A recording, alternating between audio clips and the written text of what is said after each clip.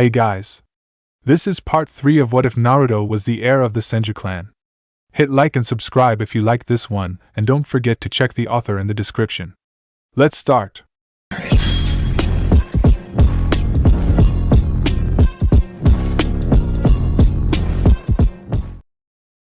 Chapter 11. Teammates early next morning in the Hyuga clan compound after the near-historic announcement by the Hokage at the news of Naruto's existence, the Hyuga Council, along with Hyuga Hayashi, had been discussing the news for much of the night, and the early parts of the morning, and how it affected the standing of their clan in Konoha. Who would have ever thought that Tsunade-sama would actually have a child? One could quite well restore the Senju clan in Konoha, spoke a Hyuga elder. None of us did, replied another elder. This could greatly affect our standing in Konoha, where if this boy actually succeeds in rebuilding his clan, then our clan's power and influence in the village will be greatly reduced, said yet another elder. Tell us, Hayashi, do you know anything of what the boy is capable of? Asked Hayashi's father, who was head of the Hyuga clan council. Unfortunately no, as the Hokage said that he has no knowledge of the boy's capabilities, as he kept it secret, and it will not be revealed until Jiraiya-sama arrives to speak to him about it, answered Hayashi. The elders frowned at this, as knowing what Naruto was able to do could have helped them plan out what they were to do and what to expect from the boy. Do we know who the boy's father is?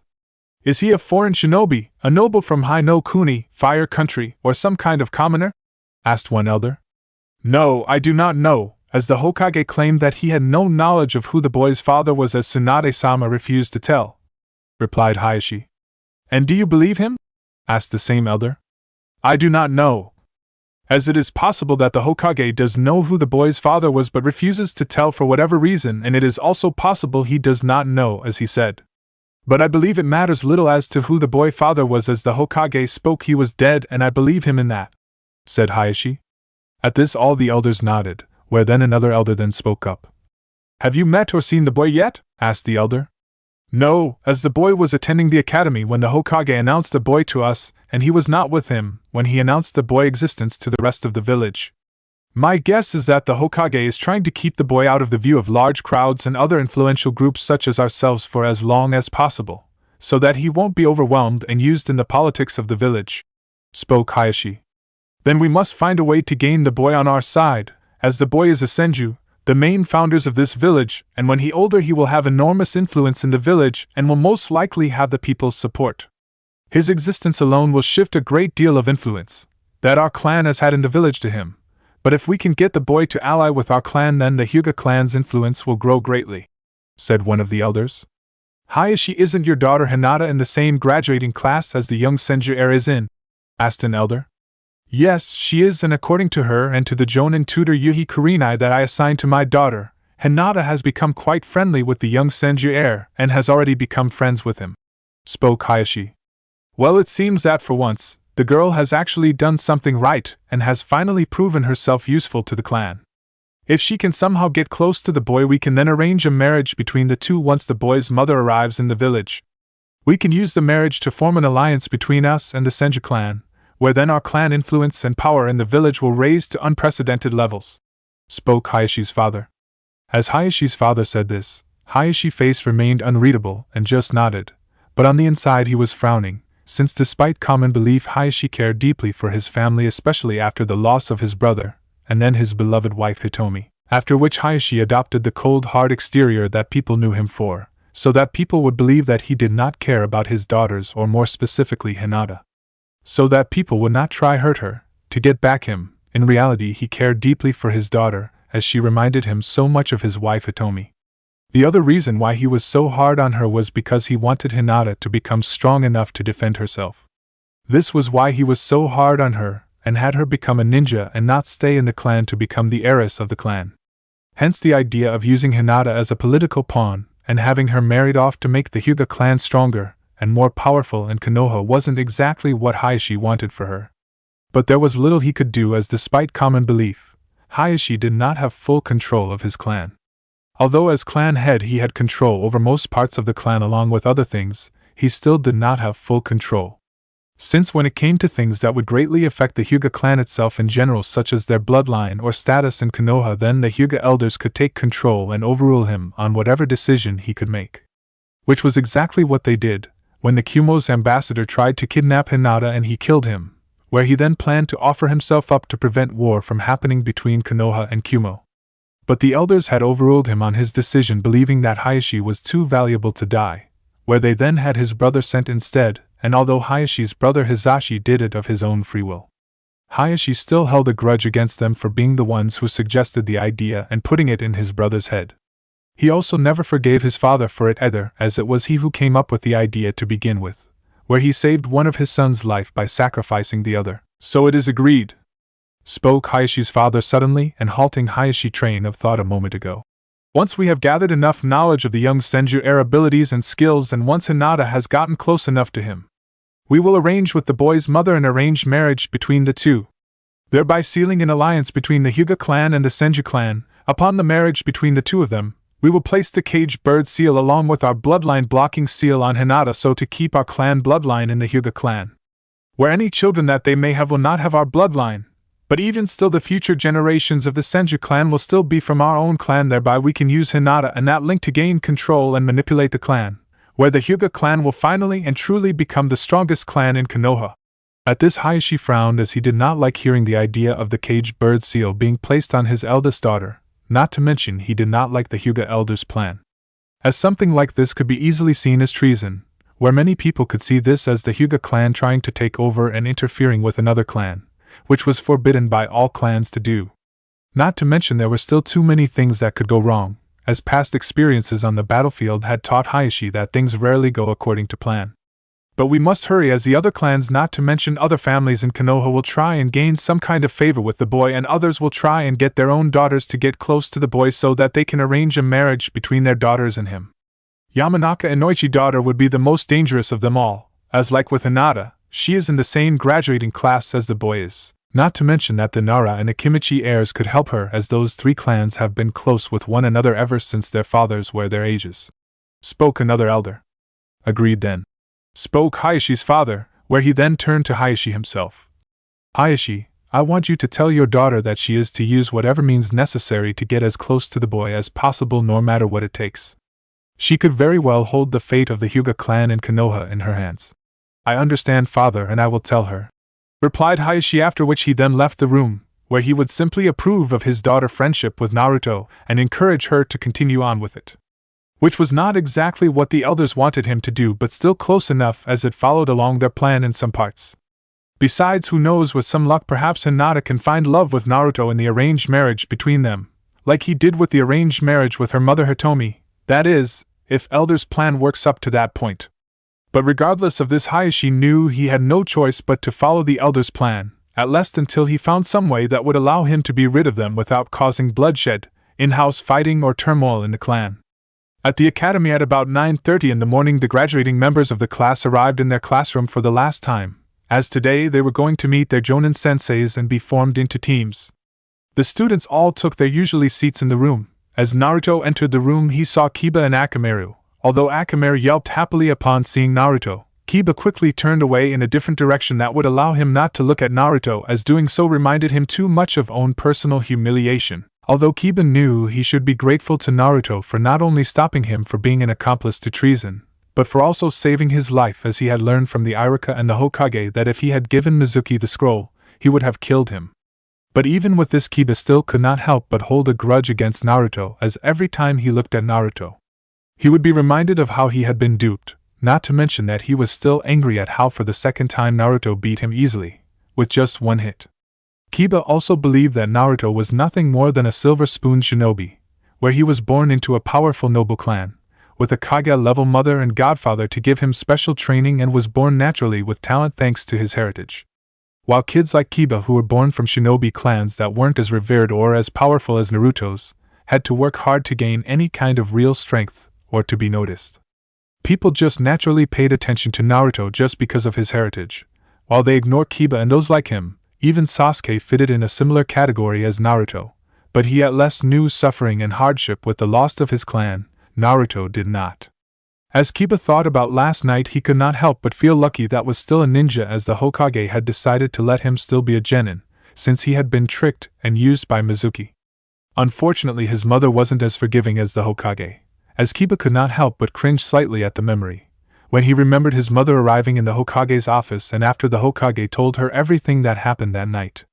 The angry shouts and screams that came from his mother, as she yelled at him, could be heard all over Konoha that night, and nearly made everyone in the office go deaf. His mother had been furious with him when she learned what happened, where she shouted at how much he had shamed her and their clan and about how he could have been duped so easily all over a simple grudge he held against Naruto.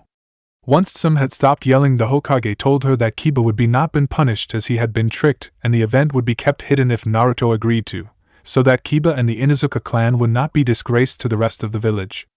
His mother seemed to lessen her anger at him after hearing this, but even still she had not let Kiba off the hook for attacking Naruto and for being such an idiot. Where she told Kiba for the next 8 months he would be on kennel duty in the Inuzuka clan kennels, the worst job for any member in the Inuzuka clan, as he would have to clean up each one of the Inuzuka dog kennels each week, which also included picking up the dog's poop around the kennels. When Naruto saw Kiba looking away from him, he could only sigh, as he could tell that Kiba still held some kind of foolish grudge against him for whatever reason. As he looked at Kiba, he also could not help but remember the talk he had with the Hokage earlier this morning, where he agreed to keep Kiba's part of the incident secret. Since although he thought Kiba was a jerk and a bit of an idiot, he didn't believe he or his clan deserved to be disgraced to the whole village because of one stupid mistake. Sarutobi, of course, had been happy to hear Naruto's choice, as he was on the same mind as Naruto and believed that Kiba could still make a fine ninja one day. Deciding to ignore Kiba, Naruto headed up to his seat next to Hinata, where he greeted her in his usual fashion. "Hey Hinata-chan, how are you today?" asked Naruto as he added the chan part, as he fully considered Hinata his friend now. Blushing at the informal suffix, Hinata stuttered out a greeting to her friend. Hinata had become a little less nervous around Naruto since yesterday, as she had gotten to know Naruto better. It also helped that her father actually seemed pleased that she had befriended Naruto, and later on even approved of her friendship with him, and even encouraged her to become better friends with him. For the next few minutes Naruto and Hinata talked, all the while not noticing the jealous glares that Hinata was getting from about half the girls from the class.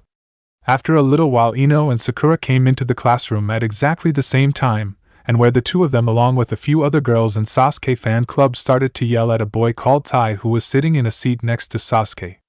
After a minute or so of this, Naruto had enough and decided to go down to the girls and play peacemaker so to cease their insistent yelling. "Okay, that's enough you lot," said Naruto as he stood in front of the groups of girls, which caused many of the boys in the class to wonder if Naruto was either very brave or very foolish or even a bit of both. As those few that had tired to stand up to Sasuke fan club usually ended up visiting the academy nurse. "Now look, Tai here was sitting here first, hence you can't force him to move just because he's sitting next to the Uchiha over there, and if you want a seat near him then sit around him in the empty seats around him, as there are plenty of them," said Naruto, are he tired to reason with girls. Unfortunately for Naruto, fangirls could not be reasoned with, especially when it was about sitting next to their beloved Sasuke-kun. "Move it, Senju, you're in the way of true love between my Sasuke-kun and me," said Sakura as she and two another girls pushed him aside next to Ino. After which Sakura and the two girls tried to pull Tai of his seat, while Sasuke just watched them with an annoyed expression on his face and thinking, "Stupid fangirls." When Sakura and the two girls grabbed onto the right sleeve of Tai's shirt and tried to pull Tai off his seat, Tai resisted the girls by pulling back so to stop them from pulling him off his seat. As they kept pulling on one another, eventually the sleeves of Tai's shirt ripped, which resulted everyone to fall back and crash into other people. Most of the girls fell back into the desks behind them or other girls who were behind them. Naruto unfortunately was also caught in his tumble of bodies, where he crashed into Ino, who was next to him, when someone pushed him. This caused both he and Ino to fail and tumble down the steps that led to the different desk levels. Eventually the two hit the bottom floor of the classroom, where Naruto landed on the floor first on his back, with Ino landing on top of him. Once Ino regained her senses, she found herself staring right into Naruto's bright blue eyes and was transfixed by them in a way. For a minute or so, Ino and Naruto just stared into each other's eyes, until Naruto suddenly spoke up. Ino-san, if you don't mind, could you get off me please?" Where when Ino looked at the position she was in with Naruto, she could not help but blush. As their noses were just a hair strand away from touching on another, Ino's hands were on Naruto's chest, while Naruto's own hands were holding onto Ino's waist, and Ino's left leg was dangerous close between Naruto's legs in a very intimate manner. Upon fully realizing the situation she was in, Ino quickly jumped up off Naruto with a large eep, as she was too embarrassed at what just happened that she could not scream or shout. Fortunately for Ino and Naruto, no one had been paying any attention to what was happening to them as they were too focused on something else. Where when Sakura and the other girls fell backwards, Tai also fell backwards, whereas he turned around and tried brace himself as he fell, he collided with Sasuke and they fell to the ground together and accidentally locked lips with one another for a few seconds. Much to the shock of everyone in the classroom, especially to Sasuke's fangirls, as they could not believe what they saw and were furious at the same time as Tai had stolen Sasuke's first kiss. Quickly the two boys jumped apart from one another and began to spit out the taste of the other's lips. Unfortunately for Tai, Sasuke's fangirls did not take well to the fact that he stole their Sasuke-kun's fist kiss from them. After which Sasuke fangirls, minus Ino, pounced on Tai and proceeded to beat Tai into a bloody pulp for the next few minutes, where it only ended with the arrival of Iruka. Once the class had been seated, with Tai sitting back on his seat despite what he went through and Sakura sitting right behind Sasuke and Naruto sitting back next to Hinata, Iruka started to call out the teams, their numbers and what senseis they had. Next Team 7, which will have Haruno Sakura, Uchiha Sasuke and Senju Naruto, and your sensei will be Hatake Kakashi, spoke Iruka, but before he could call out the members of Team 8, Sakura started to cheer and shout. Ha! True love wins, take that I know pig! Cried Sakura with joy as she got to be with her Sasuke-kun. Strangely enough, Ino remained quiet during Sakura victory cheering, which surprised many as they expected her yell about it being unfair and would start to whine and complain. As Sakura continued to cheer, her other teammates did not share her joy. Kami must hate me right now for some reason to put me on the same team of the class Emo and his fangirl. Sure, I could put being with the Uchiha, but why did SHE have to be on it? Thought Naruto. Although he had no real reason to like or dislike Sasuke, he could tell that by the personality of Sasuke, of how he would always brood and look down at others, think that they were worthless, that he wasn't going to get on too well with him. But at least I have that Kakashi guy as my sensei, as according to Erosenin he's the strongest jonin in Konoha and was Toussaint's student. Maybe I can learn some more things about Toussaint from him, thought Naruto as he thought on the positive side. So I'm on the same team as a worthless fangirl and the Senju. The Senju at least won't be a total waste of space like her, thought Sasuke as he made a quick glance at Sakura, before he glanced at Naruto. And I will at least have someone who might challenge me and to test myself against. Let's just hope that this Hatake can teach me something useful to use against him. Once Iruka had told Sakura to calm down and sit back down, he went on to state the other teams. Team 8 was made up of Hinata, Shino and Kiba, with Yuhi Kurenai as their Jonin sensei. When Hinata heard this, she was of course pleased to know that Kurenai was her sensei, although was a bit disappointed that Naruto wasn't on her team, where she would have at least be friends with someone on her team. As she did not know Kiba all that well and she was kind of nervous around Shino as she was kind of intimidated by him, but still she hoped that they would get along after some time. After calling out the members of Team 9, Iruka called out the members Team 10, which was made up of Choji, Ino and Shikamaru, with Sarutobi Asuma as their Jonin sensei. Naturally, many people expected Ino to shout out, cry and complain about not being on the same team as Shikamaru and Choji, but much to their surprise Ino remained quiet after the announcement. After a few more minutes the remaining other teams were announced by Iruka, after which Iruka called the Jonin senseis that were waiting outside the classroom, where once they entered Iruka left the room.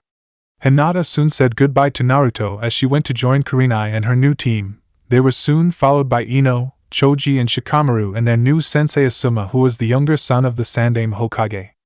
After a little while all the new genins except for Team 7 had left with their new senseis, Naruto then went down to the ground floor and began to start working on setting up a prank for Kakashi.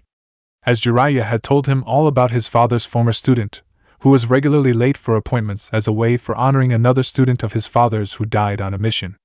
Senju, what the hell are you doing? Cried Sakura. What does it look like? I'm setting up a trap, answered Naruto, while not even turning to look at Sakura. Why? Asked Sakura. Because the sensei that we have has a reputation of always being late for appointments, hence I'm making this trap to teach him a lesson about being late, replied Naruto. Ugh! You're going to be in so much trouble with sensei if you do that, said Sakura, while inside inner Sakura was saying, Cha! I love it! Teach that Baka sensei a lesson. What do you think, Sasuke-kun? Asked Sakura with a dreamy look. I like care, replied Sasuke. Sasuke-kun is Susukuko, though Sakura dreamily. After a little while Naruto was finished making his trap for Kakashi, where he then sat down, opened up a book and stated to read it. 2 hours later, after spending 2 hours paying his respects to the memorial stone, Kakashi decided to go and see his new students, 2 of which would be interesting to meet, as one was Uchiha Sasuke, the last loyal Uchiha in Konoha, while the other was Senju Naruto, son of Tsunade of the Sannin. Naturally, like everyone, Kakashi was stunned that Tsunade had a child. He was further surprised that he would be his sensei, although considering how the academy set up the teams, he should not have been.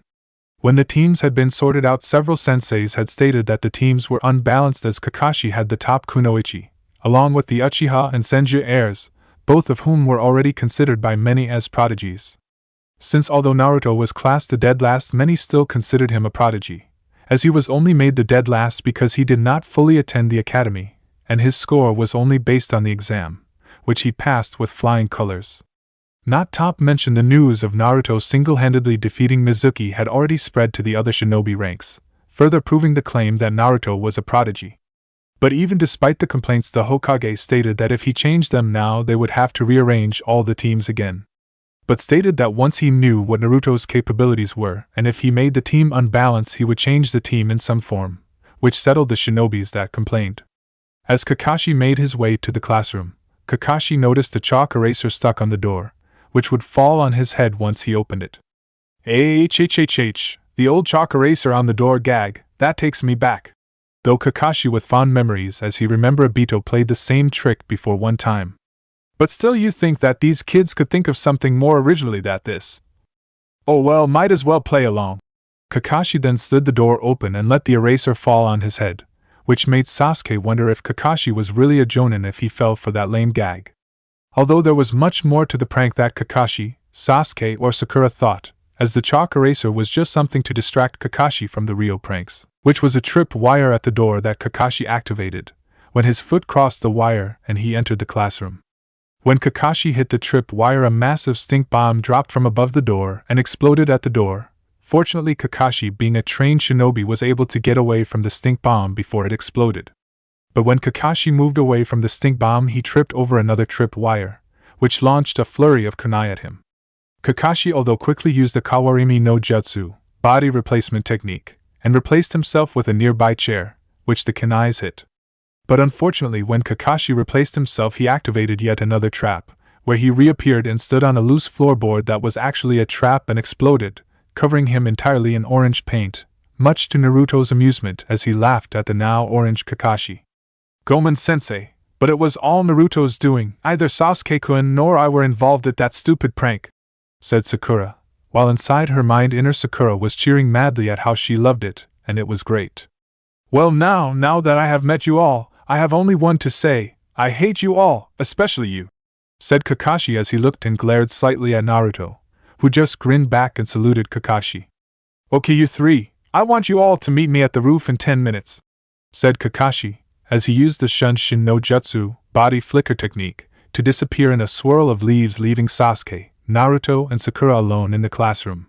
See you guys up there, replied Naruto as he then disappeared in the same way as Kakashi, much to Sasuke and Sakura's surprise. After seeing this, Sasuke frowned, but quickly decided to head up to the rooftop, where he left the room, with Sakura following behind him and saying to wait up for her. When Sasuke and Sakura arrived, they found Naruto sitting on a stone bench that was on the roof reading his book as he waited to them. In front of him was also a now clean Kakashi who was reading his own book, an Ika book. Once Sasuke and Sakura had sat down next to Naruto, Kakashi snapped his book close and looked at them. Okay, you three, I think we should try and get to know each other better. So how about you each tell me your name, what you like, what you dislike, your dreams for the future, and your hobbies. How about you go first, sensei, so we know what we have to say, said Sakura, which caused Naruto to roll his eyes slightly as it was obvious what they had to do. Okay then, I'm Hatake Kakashi, things I like and things I hate. I don't feel like telling you that. My dreams for the future, never really thought about it.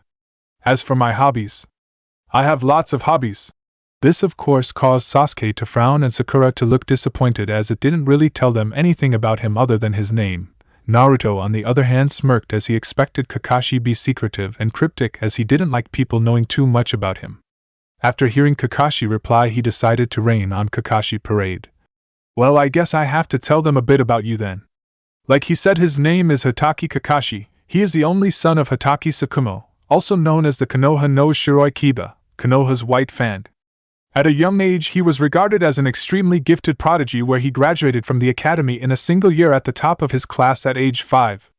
He became a Chunin at age 6 and a Jonin at age 13, where he is considered today as one of Konoha's strongest shinobis. He is also the last surviving student of the Yondaime Hokage and is also the only person outside of the Uchiha clan to have and wield the Uchiha clan's Sharingan Dijutsu bloodline.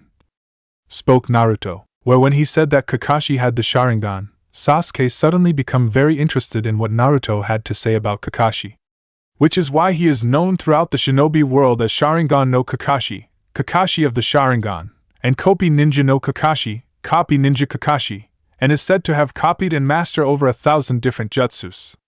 He has several high-ranking bounties on his head and is ranked as a high A-rank level shinobi, as he completed 1,141 official missions in total, 197 D rank, 190 C rank, 414 B rank, 298 A rank, 42 S rank.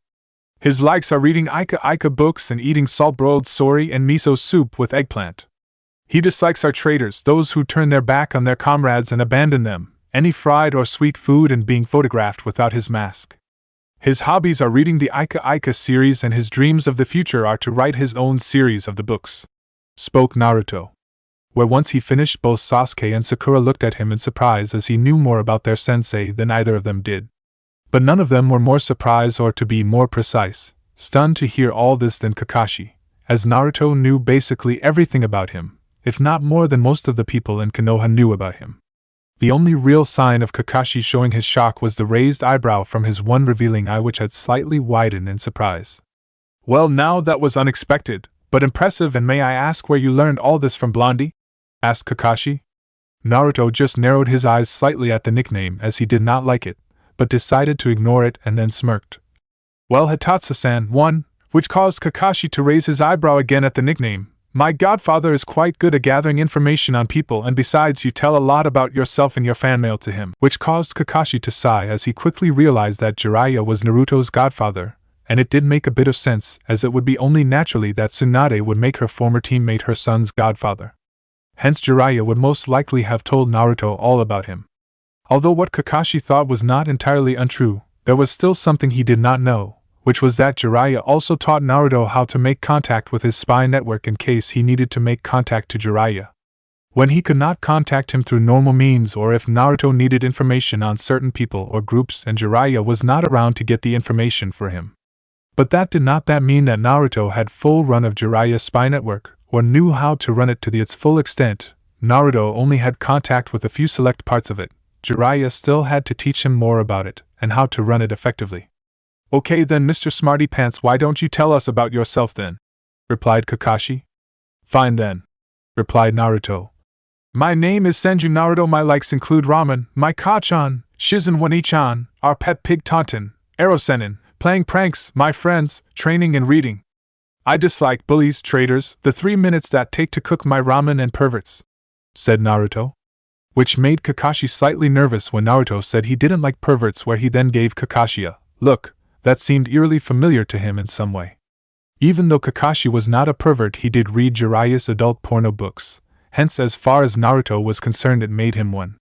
"My hobbies are training, reading and gardening, and making perverts suffer. My dreams for the future are to be a great medic-nin like my Ka-chan, to restore my clan, and to be the greatest Hokage. That way, people will stop always comparing me to the rest of my family and acknowledge me as myself and not someone related to great ninjas," said Naruto with confidence. After hearing this, Kakashi had to admit that Naruto certainly didn't dream or think small, considering what he wanted to do. Then again, being Hokage was in his blood in a way, and he certainly had a good chance at being a powerful medic, considering he had his mother to train him. Not to mention he could very well rebuild the Senju clan in Konoha, which was something many people were hoping he would do one day. But still, it would be some time before Naruto would even have a chance to be or do any of these things, and only time will tell if he can. "Wait, who is Erosenin?" asked Sakura. "He's my godfather Jiraiya," replied Naruto. "You mean Jiraiya-sama of the Sannin?" asked Sakura in surprise, where Naruto just nodded his head in acknowledgement, while Sasuke raised his eyebrow in interest. "How can you call a great ninjas like Jiraiya-sama something like that?" asked Sakura in surprise at Naruto's blatant disrespect of one of Konoha's greatest shinobis. I can call him whatever I want as he is. And why? Godfather, and besides, he is the biggest pervert you could ever meet. As he spends a lot of his time peeking on girls in the hot spring for his so-called research. For the trashy perverted books that he writes and Kakashi-sensei reads, answered Naruto. Where Kakashi nodded, confirming what Naruto said was true, although he did not like Naruto calling Jiraiya books trashy since as far as Kakashi was concerned, Jiraiya's books were a work of literary art. Sakura was of course left wordless as she still found it hard to believe that a great ninja like Jiraiya wrote porno books. Deciding to get back to the matter at hand, Kakashi decided to speak up. Okay then, how about you, Pinky? Why don't you tell us about yourself next? Said Kakashi, which caused Sakura to scowl when Kakashi called her Pinky. My name is Haruno Sakura. My likes are. Looks at Sasuke and giggles. My hobbies are playing trivia games and. Looks again at Sasuke and giggles. My dislikes are Inobuta, Ino Pig, along with Ami and her gang. My dreams of the future. Looks at Sasuke yet again and starts to blush and giggle madly again. After hearing this, Kakashi just shook his head while Naruto resisted the urge to roll his eyes again, while Sasuke just scoffed and looked away from Sakura. Okay then, last but not least, Broody over there, spoke Kakashi as he looked at Sasuke. Sasuke only scowled slightly at Kakashi's nickname and then spoke. My name is Uchiha Sasuke. I hate a lot of things, and I don't particularly like anything. What I have is not a dream, because I will make it a reality. I'm going to restore my clan, and kill a certain someone, yes! Could it kill this guy to lighten up a little, instead of brooding and thinking darkly all the time? Thought Naruto. Sigh. I was afraid of this. It seems the loss of his clan has made him revenge-driven, not that I blame him though, but still if he keeps following this path it will only lead to more sorrow, for him and everyone around him. Let's just hope that I can convince him that there are better ways, before it's too late. Thought Kakashi as he knew he had a lot of work with Sasuke ahead, that is if they passed the test. Sasuke-kun is so cool, though Sakura as she started dreamily and the brooding Uchiha. Well now that we know each other a bit better, I think it's time I tell you about the test, spoke Kakashi before Sakura suddenly spoke up in confusion. Test? What test? We already had our test, sensei. At this Kakashi just smiled. You didn't think that becoming a full genin was just passing a written exam and some small test, did you?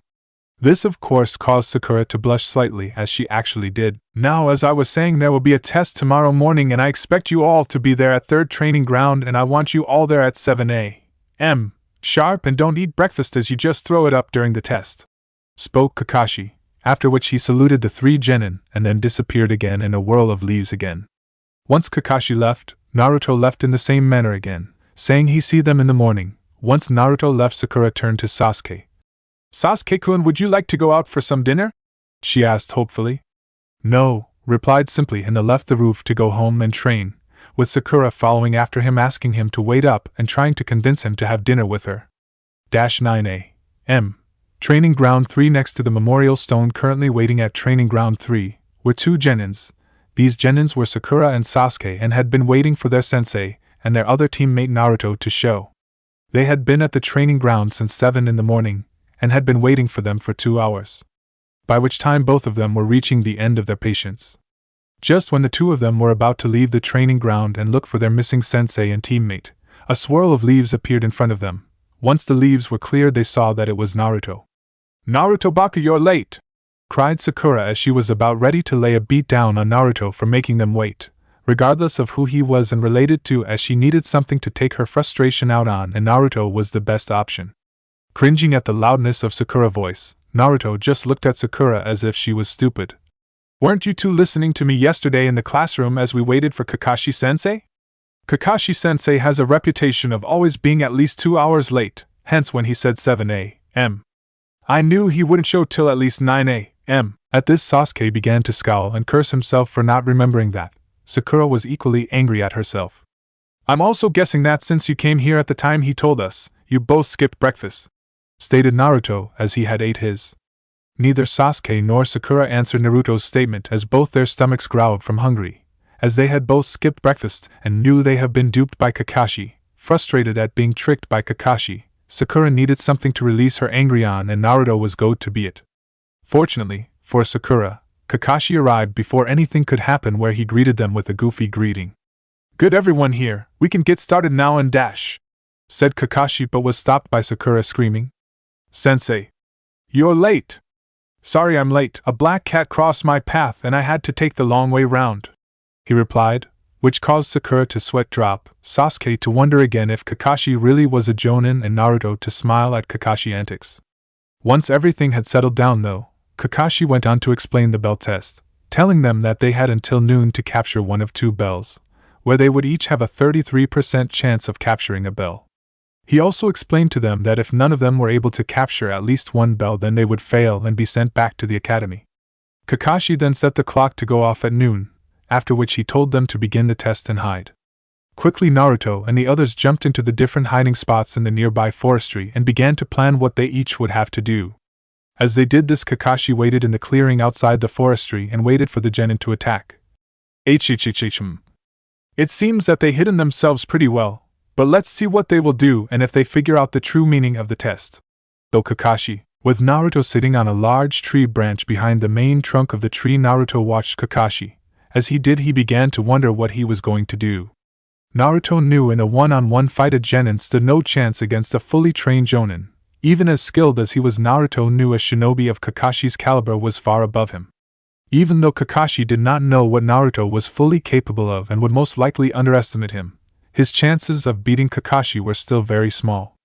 Naruto knew that the odds of him getting a bell would only go up if Sasuke and Sakura worked with him, but even if they got the bells, there were only two, meaning that one of them would fail. That was the thing that confused Naruto the most, as his mother and Shizen had told him that all shinobi genin teams were made up of 3 genins and 1 jonin sensei. The only exception being when a high-level shinobi takes on a single genin as an apprentice, like his mother did with Shizen. As Naruto thought about the test more, it suddenly hit him, where he smacked himself on the forehead for being such a baka. Naruto remembered when he was younger, his mother told him the story about how she, Jiraiya and Orochimaru became a team and how the Sandaime used a bell test just like what Kakashi was using now to test them. Naruto also remembered the story Jiraiya told him when he was 11 about how he had used the very same test on Naruto's father and his teammates. When Naruto realized this, it all made perfect sense, since Jiraiya had used the same test on Naruto's father and his teammates, and Naruto's father no doubt in turn used the same test on Kakashi and his teammates, and he was now using the same test on them. After realizing this, Naruto knew the secret behind the bell test. It did not matter if they got the bells, it only mattered if they worked together. Even if they believed that one of them would fail, just like on a shinobi mission where there was nearly always a high chance that one of them would die. Kakashi had even hinted the meaning of the test, as he had said that they each had a 33% chance of passing the test. Naruto then realized that if they each had a 33% chance of getting the bell by themselves, then if they worked together they would then have a 99% chance of getting the bells. Naruto had to admit it was a clever test with hidden meaning, but even though he knew the meaning of the test, it did not mean that he would pass now, as figuring out the meaning of the test was the easy part. Getting Sasuke and Sakura to work with him to get the bells was the hard part, but still if he wanted to pass this test he needed to work with them and convince them to work with him. After realizing all this, Naruto suddenly heard a girl scream coming from his left. Realizing that it was Sakura, Naruto quickly ran over to Sakura's position. Quickly enough he arrived to see Kakashi standing over a now unconscious Sakura, who by the look of it had fainted. "Yesh! I didn't think I went that hard on her, as I only used Magen, Narukami no Jutsu, demonic illusion, hell viewing technique," spoke Kakashi as he looked down at the unconscious girl. Upon hear this, Naruto could not help but shake his head, as he knew that genjutsu and it was a weak D rank level 1. How the hell that girl ever become top kunoichi in the academy, let alone a kunoichi, is beyond me, thought Naruto as he shook his head. Quickly deciding to save Sakura, Naruto quickly threw several kunai at Kakashi, who quickly dodged the sneak attack. After which Naruto quickly used the Kage Bunshin no Jutsu, shadow clone technique, to create 4 shadow clones to engage Kakashi. The 4 clones quickly drew their katanas and engaged Kakashi, who quickly defeated and dispelled them all by several quick hard strikes. Although once he had done that he realized that the clones were just a distraction, as when he defeated the clones and looked over to Sakura, he saw that she was gone. Well, now this is an interesting turn of events, perhaps this team might actually pass, thought Kakashi. He saw that Naruto had used the clones to distract him, so he could save Sakura. With Naruto and Sakura. Once Naruto had gotten to a safe enough distance from Kakashi, he laid Sakura on the ground and placed his front finger on Sakura's forehead and pumped a small bit of chakra into the girl to wake her up. After a few seconds, Sakura quickly opened her eyes, where after a moment or two cried out, "Sasuke-kun, hey easy Sakura, you're okay," said Naruto as he tried to calm the frantic girl down. Okay, cried Sakura. "How can be okay when Sasuke-kun is dead?" said the girl as she was on the verge of tears at the death of her lost love. "SSSSSSHHHHHH," hissed Naruto as he tried to get the girl to be quiet. "Sasuke isn't dead, he alive. It was all just a genjutsu that Kakashi-sensei used to trick you." "You mean Sasuke-kun isn't dead?" asked the Sakura. "Yes," replied Naruto earnestly. Upon hearing this, Sakura was about to cry out in joy that her Sasuke-kun was alive, but thankfully Naruto covered her mouth to stop her from shouting and giving their position always to Kakashi. After which he then told her that she had to be quiet, where she finally nodded in understanding, where Naruto removed his hand from her mouth. "Okay Haruno, now listen up, I think I have figured out the test and I'm going to need your help," spoke Naruto before he was interrupted by Sakura. "Why the hell should I help you, Senju?" asked Sakura. "Because it's the only way that we're going to pass, as the both of us and Sasuke have to work together to beat Kakashi and get the bells from him and pass this test," replied Naruto. "No way, my Sasuke-kun is the best, he will get both bells from Kakashi-sensei and will give me the other one where we will then both pass and be together as it should be, while you go back to the academy," said the pink-haired girl. "Haruno, you don't understand what I'm telling you, you're letting your stupid crush over the Uchiha to blind you, the bells don't matter, the real meaning of the test is a dash," spoke Naruto before he was interrupted by Sakura again. "I understand perfectly, Senju. You plan to use Sasuke-kun and me to get the bells for you and then take them off us and keep them to yourself when we've done all the hard work. So that you will pass and we will fail and go back to the academy, because you know that Sasuke-kun is cooler and better than you in everything and want to get rid of both him and me. But I won't let you. Sasuke-kun and I are going to get the bells together, and we'll be a team and he will finally fall in love with me," said the deluded fangirl, after which she then left to find her Sasuke-kun. "Eric! Stupid fangirl, I'm beginning to see why Ka-chan hates them so much," said Naruto to himself, after which he then decided to see if he could find the Uchiha. After a few minutes he found Sasuke attacking Kakashi with Sasuke. Sasuke quickly attacked Kakashi with several kunais and shurikens from behind from a nearby tree. Kakashi of course dodged the attack by using Kawarimi no Jutsu, after which Sasuke then engaged Kakashi in a taijutsu battle, where Sasuke showed impressive taijutsu skill in fighting against Kakashi by pushing him back and having him on the defensive. Although when one looked closely, they could easily tell that Kakashi was only playing with Sasuke and wasn't taking him serious. Realizing this, Sasuke jumped away and threw several more kunai at Kakashi, who skillfully dodged them. Although as he did he fell for a trap that Sasuke had laid out for him, where several more kunais and shurikens were fired at him from a nearby tree when Sasuke cut the rope line with one of the kunais that he had thrown at Kakashi a moment ago, and activated the trap. As Kakashi dodged the kunais and shurikens, Sasuke quickly raced over to Kakashi and once again engaged him in a taijutsu battle, but as Kakashi blocked all of Sasuke's hits, he quickly realized that Sasuke wasn't just attacking, he was trying to get close to him so that he could grab one of the bells. Whereupon realizing this, Kakashi saw that Sasuke was about to grab one of the bells on his sides. Seeing this, Kakashi quickly jumped away in time, where Sasuke was only able to touch the one of the bells. At the near capture, Kakashi sighed slightly with relief. "Well, now that was close. This kid is fierce and I have to admit he does have a lot of talent as well," he thought. After nearly getting the bell, Sasuke decided to take things up a notch, where he quickly did a few hand seals and then cried out Katon, Gokaku no Jutsu, fire style, great fireball technique, where he expelled from his mouth a massive orb of roaring flame. Both Kakashi and Naruto were greatly surprised by Sasuke knowing AC rank fire ninjutsu level technique like that and being able to use that effectively, as most genins should not have enough chakra to do a fire technique of that level, as it took too much chakra. When the massive fire hit Kakashi, Sasuke quickly ran over to him as the flames died so get the bells. Unfortunately, when Sasuke got to the spot he could not find Kakashi.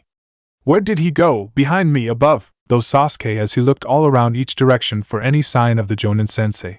"Looking for me," said Kakashi as he grabbed Sasuke's right leg from underground as he used Doton, Shinju Zanshu no Jutsu, Earth style, double suicide decapitation technique, and pulled him underground, leaving just Sasuke head above ground. After which Kakashi came out from the ground and kneeled down at Sasuke, who was glaring at him and angry at being humiliated in this way as he could not move. Well, I will admit you have talent, Sasuke, but you're still not quite at my level yet and have a long way to go, said Kakashi, where he would have continued had it not been for several smoke bombs exploded around them. When the smoke cleared, Kakashi was holding on to Naruto, and Sasuke was still stuck in the same spot he was in.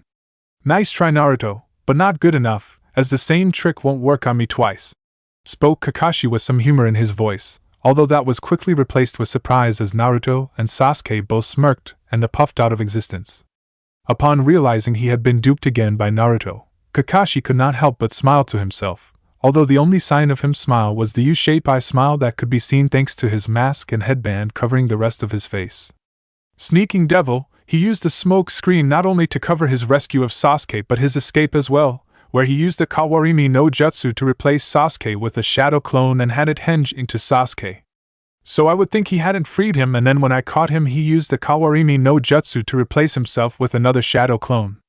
I have to admit he mastered the basic ninjutsus well and knows how to use them effectively, not to mention he has mastered the Kage Bunshin no Jutsu to an impressive level, and can use it just as effectively as the other jutsus. The kid's definitely a Senju, that's for sure, and considering that he rescued both Sasuke and Sakura, he may have figured out the secret to the test as well.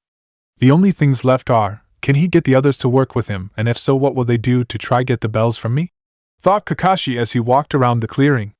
With Naruto and Sasuke dash. Let go of me, dope, said Sasuke as he got out of Naruto's grip after Naruto had pulled him away out of the smoke screen after he got out of the ground. Yesh. A little gratitude would be nice, team, as I just saved your sorry ass, and who are you calling dope? Said Naruto with annoyed frown. You, since that what you are, stated Sasuke. At this Naruto could scoffed. Well, if I'm such a dope, then why was it you that was stuck in the ground and I was the one that saved your arrogant ass, which I'm already beginning to regret as of now, said Naruto. Sasuke of course glared at Naruto's remark as he didn't like being reminded that he had been beaten so easily and how Naruto had saved him.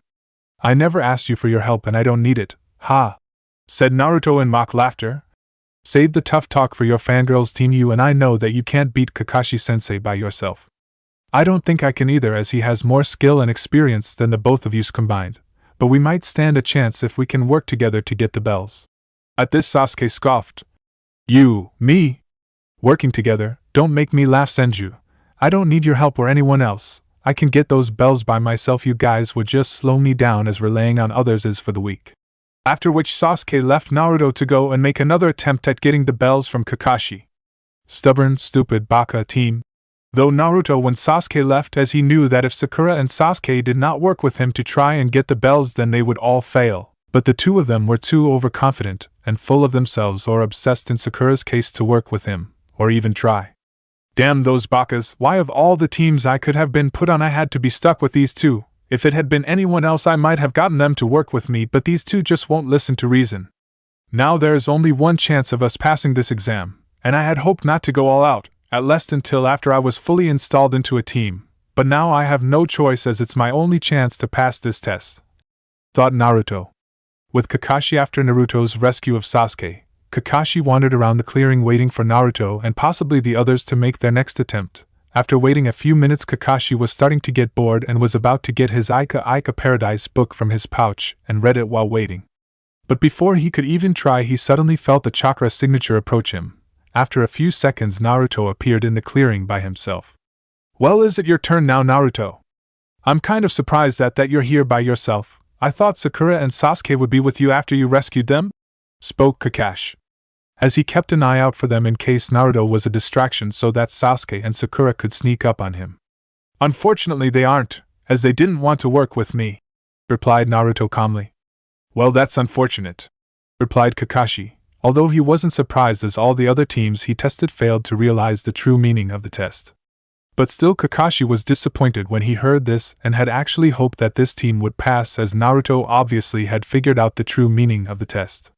Not to mention that both he and Sasuke showed a lot of potential as shinobis. Even Sakura, where once she got out of her fangirl stage, grew up and trained hard, would make a fine kunoichi one day. Oh well, maybe next time, though Kakashi before he turned his attention on Naruto again. So now that they won't help you, are you going to give up? Or are you going to try and get the bells from me? I going for the bells, replied Naruto simply. Oh. Even after you saw what I did to Sakura and Sasuke, do you honestly think you can do any better than them and beat me? Asked Kakashi. I know that the odds are against me and it's unlikely that I beat you, but still that doesn't mean I shouldn't at least try. Besides, no matter what kind of obstacle I'm up against, I never give up and I never go back on my word because that my ninja way, stated Naruto with nothing but confidence. Upon hearing this, Kakashi could not help but smile behind his mask, as he liked Naruto's attitude as it reminded him a lot of his former teammate Obito. Well then, if that's the case, then you better come at me with the intention to kill me, as that the only chance you have of getting these bells, spoke Kakashi calmly, as he believed he could handle anything Naruto could throw at him. Fine then, said Naruto, as he quickly raced through the gap between him and Kakashi, engaged him in a fierce taijutsu battle. For the next few minutes Naruto attacked Kakashi with a series of hard and fast jabs and punches, which Kakashi was able to dodge and block effectively enough. Although was having some difficulty, as he was unfamiliar with the taijutsu style that Naruto was using, as it was not your typical taijutsu style. As Kakashi was blocking and dodging Naruto's jabs and punches, Naruto saw a slight opening and took it by trying to deliver a hard elbow strike to Kakashi's neck. But just before he could hit it, Kakashi blocked the strike by catching Naruto's elbow in his left hand. Not to be deterred, Naruto tried to deliver a knee strike to the left side of Kakashi's head, but yet again Kakashi was able to block it with his left elbow. In an impressive feat of flexibility and agility, Naruto was able to push himself off Kakashi and do a mid-air spin kick and hit the right side of Kakashi's head. Unfortunately, when Naruto hit Kakashi, he turned into a wooden log, showing that Kakashi had used the Kawarimi no Jutsu to avoid being hit by Naruto. Well, that was exciting, spoke Kakashi as he was leaning against a tree nearby, whereupon seeing him Naruto quickly spun around, fell into a taijutsu stance. The kid is certainly something else, though Kakashi as he looked at Naruto with a calculating glaze which was hidden by an amused look. His attacks are hard and fast and are just as fierce as Sasuke's, yet I can tell that whatever style he's using he has yet to fully master it, as I can still see flaws in them. Before we continue any further, perhaps you can tell me the name of the style you're using, as I'm unfamiliar with it, and I have never seen it before, asked Kakashi with genuine curiosity, as he could tell that given time and enough training Naruto could be quite dangerous with the style once he mastered it. The style has no name yet, as I created it myself and have not thought of a good name for it yet, replied Naruto, surprising Kakashi and shocking both Sasuke and Sakura, who had been watching the fight between Kakashi and Naruto from separate hidden positions in the forestry. You created that style yourself? Asked Kakashi, with unmasked surprise, when Naruto just nodded, after which Kakashi could only shake his head in amusement at the fact that a boy Naruto's age was creating his own fighting style and was already proving that it could one day become an extremely powerful style one day. I guess the Senju clan blood runs true after all, as only a child from that clan could do something like this, he thought in amusement. Deciding to try and make Naruto lose focus, Kakashi took out his Aika Paradise book and pretended to read, as he hoped that he could get Naruto angry and lose focus. When Naruto saw the book, he began to narrow his eyes in slight anger. What do you think you are doing? Asked an annoyed Naruto. What does it look like I'm readying? Replied Kakashi as he turned a page and continued to pretend to read, believing he was getting to Naruto. Unfortunately for Kakashi, Naruto was not fooled by Kakashi's trick, as his mother had already trained Naruto not to lose his cool in a fight, and trained him not to fall for oblivious poly like the one Kakashi was using. Deciding to focus his annoyance at Kakashi and the book he was reading, Naruto drew out his sword and quickly fell into a Kasegiri sword stance that Kensei, too, taught him. Kakashi-sensei, you should remember that if there is one thing I can't stand, it's perverts, said Naruto, shouting out the last parts and charged at Kakashi. When Kakashi saw Naruto draw out his katana from his back, he raised his one visible eyebrow, which grew when Naruto charged at him with impressive speed that could easily rival Chunin's speed.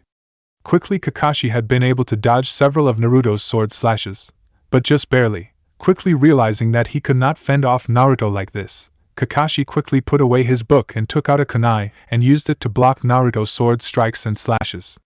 For the next few minutes Naruto and Kakashi traded blows with one another, where Kakashi had to admit that Naruto's kenjutsu skills were just as impressive as his taijutsu, as he was very deadly with the katana.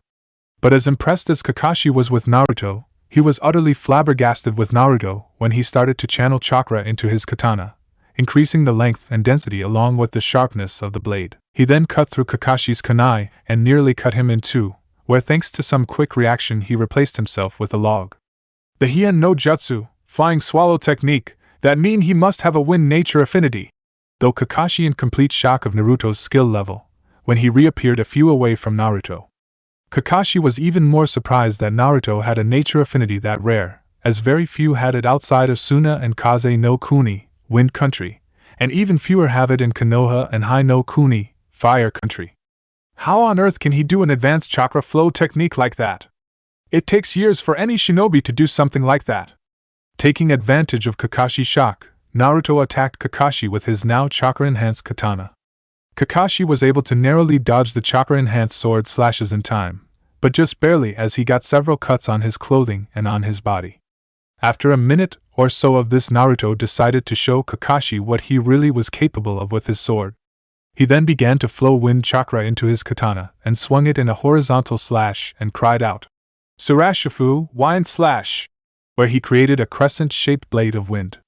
The blade of wind flew at Kakashi with such frightening speed that Kakashi just managed to avoid the deadly technique, although it did manage to cut his mask slightly as a cut appeared on his mask and the left side of his cheek started to bleed slightly. But what was most shocking to Kakashi was that the blade of wind continued on past him, and had cleanly cut right through two trees that were behind him. Where on earth did he learn a technique like that? Shouted Kakashi in his mind, as he knew that Jiraiya nor Tsunade could not have taught Naruto that, as either of them had an affinity to wind, as the jutsu was clearly a wind jutsu.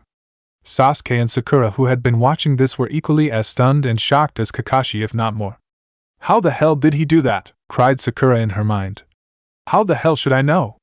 "Sha!" answered back inner Sakura, who was just as shocked as other self. "What kind of jutsu was that?" thought Sasuke with outrage, at the fact that Naruto could do such a powerful technique, one that he had never seen before and was clearly more powerful than any jutsu he knew, considering how fast it was and how it easily cut through those two trees. As if reading everyone's mind, Naruto decided to speak up. "You're probably wondering right now, what was that technique that I just used?" he asked, where he got a slight nod from Kakashi. "Well, as you have no doubt guessed, the jutsu I used was a wind jutsu, one that I created myself," shocking Kakashi and the observing Sasuke and Sakura. "Why, you created that jutsu yourself?" spoke Kakashi with clear shock and amazement, as the jutsu was clearly an A-rank level wind jutsu, and for a newly made genin like Naruto to create that himself was nothing short of astonishing, not to mention he had the chakra levels to do something of that level. "Yes, the jutsu involves me channeling a concentrated amount of wind chakra into the tip of my blade and firing it with pinpoint timing in the shape of a crescent moon or in the shape of a wave as I swing my sword," explained Naruto by telling him very basic of the technique. "Incredible!" thought Kakashi, as he knew the amount of control something like that would take. Since for someone to do that it would take precise chakra control, since if they did not have precise control over their chakra then they would put too much chakra into the sword and overload it, as it would blow up right into the user's face. "It seems that Naruto has inherited his mother natural precise chakra control," though Kakashi. Quickly Naruto swung his katana again and fired another Surashifu at Kakashi, who quickly replaced himself with yet another wooden log. Naruto quickly spun around with his katana and channeled more wind chakra into it. Whereas he spun around, he used the wind chakra he had channeled into his katana to raise up the dirt from the ground to make a dust cloud to give himself cover from any attacks that Kakashi might make, which came from a nearby bush. As Kakashi fired several kunai at the dust cloud, Naruto quickly jumped out of the dust cloud and fired yet another Surashifu at where the kunai came from. The attack cut the bush in half, but all it revealed was that Kakashi was gone. When Naruto landed, Kakashi suddenly appeared behind Naruto in a crouched position and his hands forming a tiger seal. "Second rule in being a shinobi, Naruto, never let your enemy get behind you," said Kakashi, where he then cried out, "Kanahegakur Hiden Taijutsu Oji, Senin Garoshi, Kanahegakur's most secret and sacred technique, 1,000 years of death," and inserted his one index and middle fingers into the Naruto's rectum. But when Kakashi did this, Naruto exploded, causing a massive explosion. Fortunately though for Kakashi, He was able to evade the blast, although he was still a bit singed. Damn it! He knows Bunshin Daibakuha, clone Great Explosion. What the hell has Jiraiya-sama and Tsunade-sama been teaching this kid? Said Kakashi to himself as he jumped out of the smoke from the explosion. Unfortunately, when he did, the real Naruto had been waiting for him to do so, where he then came out of the tree line and was about to cut Kakashi in two. Kakashi although saw this and quickly spun around and came up beside Naruto and grabbed his wrist and twisted it enough to force Naruto to drop his katana and then threw him away into the middle of the clearing. Naruto quickly landed on his feet where he then did a few hand seals, after which his hands were covered his chakra. Both Sasuke and Sakura looked on in confusion, while Kakashi began to curse himself for being so stupid, as he quickly recognized the jutsu that Naruto was using. Shit, I should have known that he would have some knowledge in medical ninjutsu, considering that Tsunade-sama is his mother. Though Kakashi, as he knew how dangerous the Chakura no Mezu, chakra scalpel, could be when used by a highly trained medic, he only hoped that Naruto wasn't able to use them as well as certain medic neens could. Unfortunately for Kakashi, Naruto was indeed highly gifted when it came to using Chakura no Mezu in a fight. He was even more skilled than his mother was in them when she was his age, where during their spar Naruto was often able to use them quite effectively against his mother. Quickly engaging Kakashi in close combat, Naruto was able to use his naturally speed and agility to great effect by moving around quickly and attacking Kakashi around different angles. Unfortunately, though, the silver-haired Jonin wasn't a highly skilled and seasoned Jonin for nothing, where he was able to avoid or dodge most of Naruto's attacks with his Chakura no Mezu.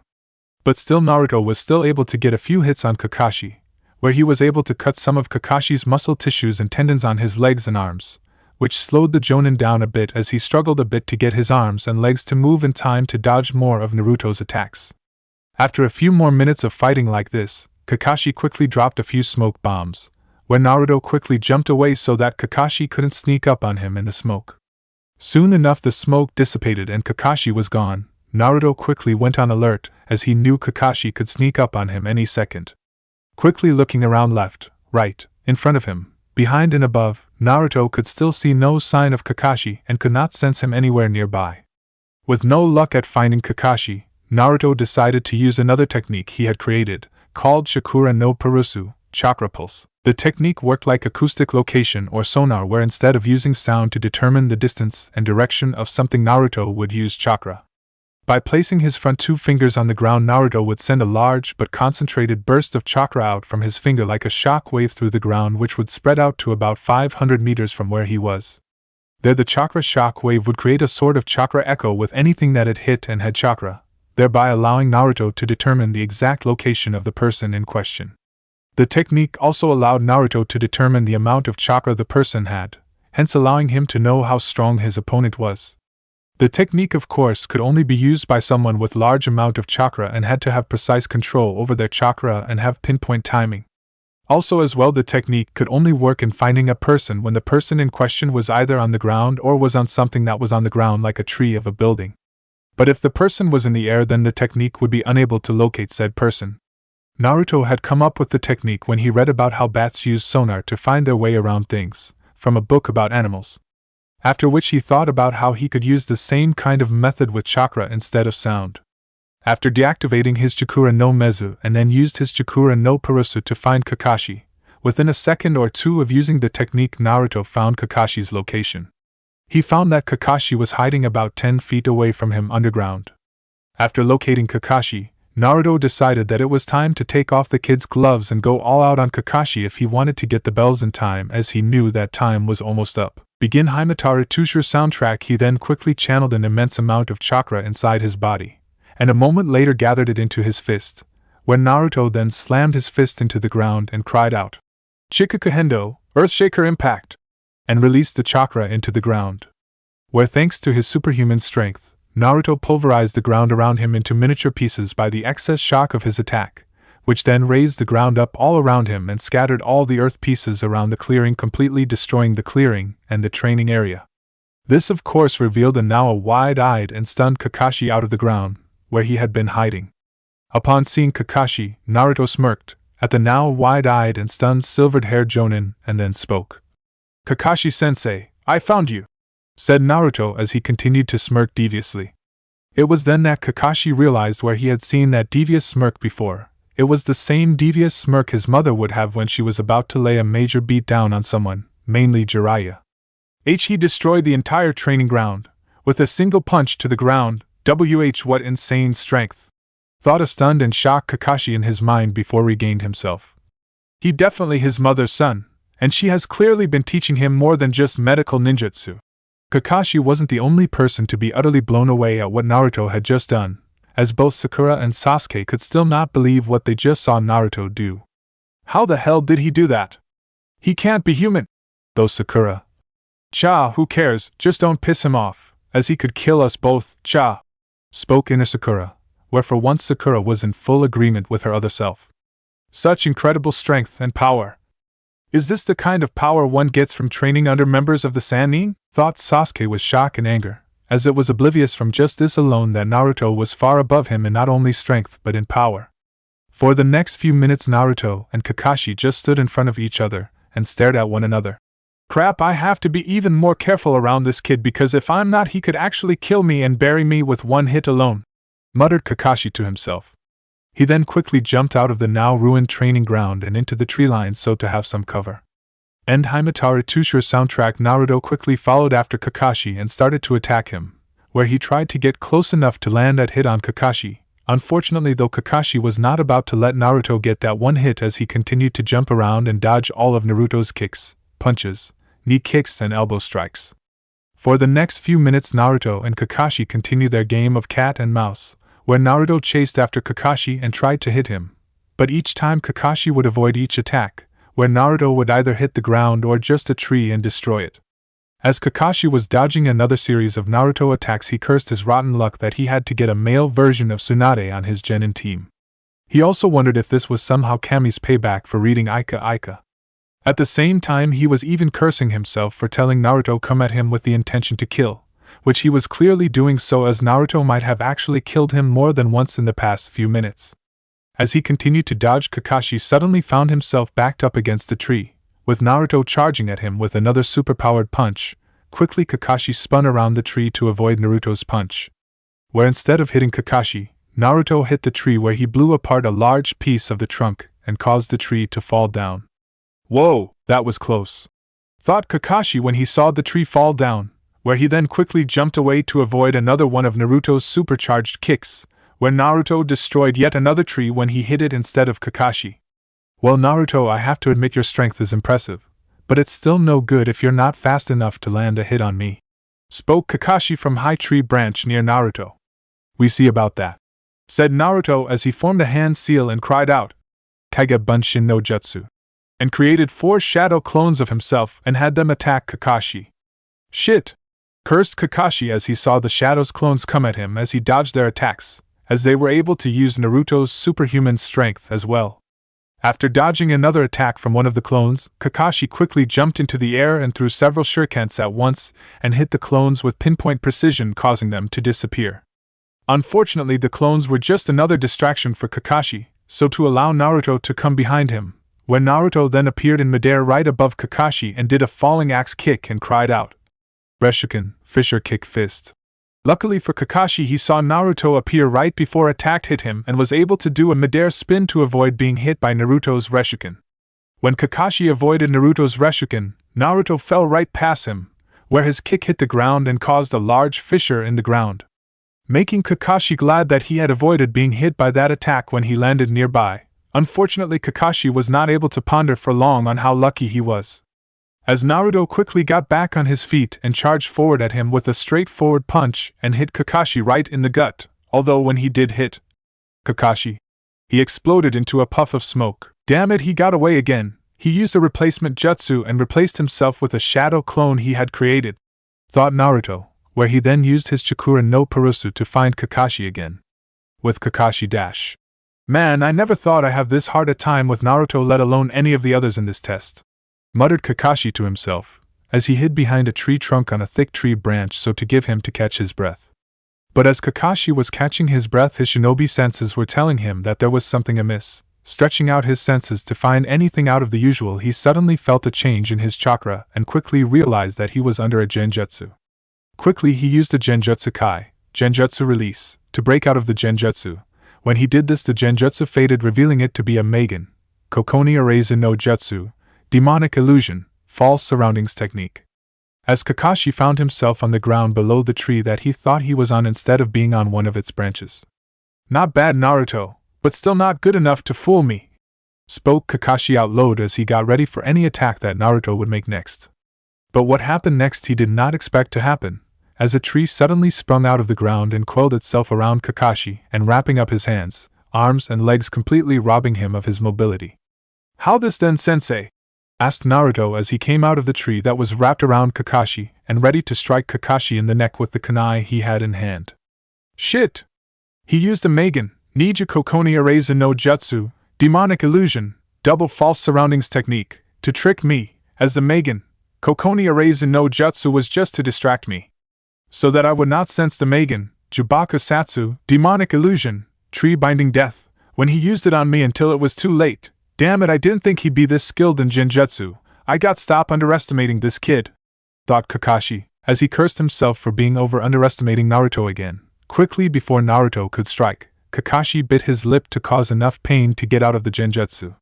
Once Kakashi was out of the genjutsu, he quickly jumped into the air to dodge several shurikens thrown by Naruto. As he was in midair, Kakashi quickly caught several of the shurikens that Naruto had thrown at him.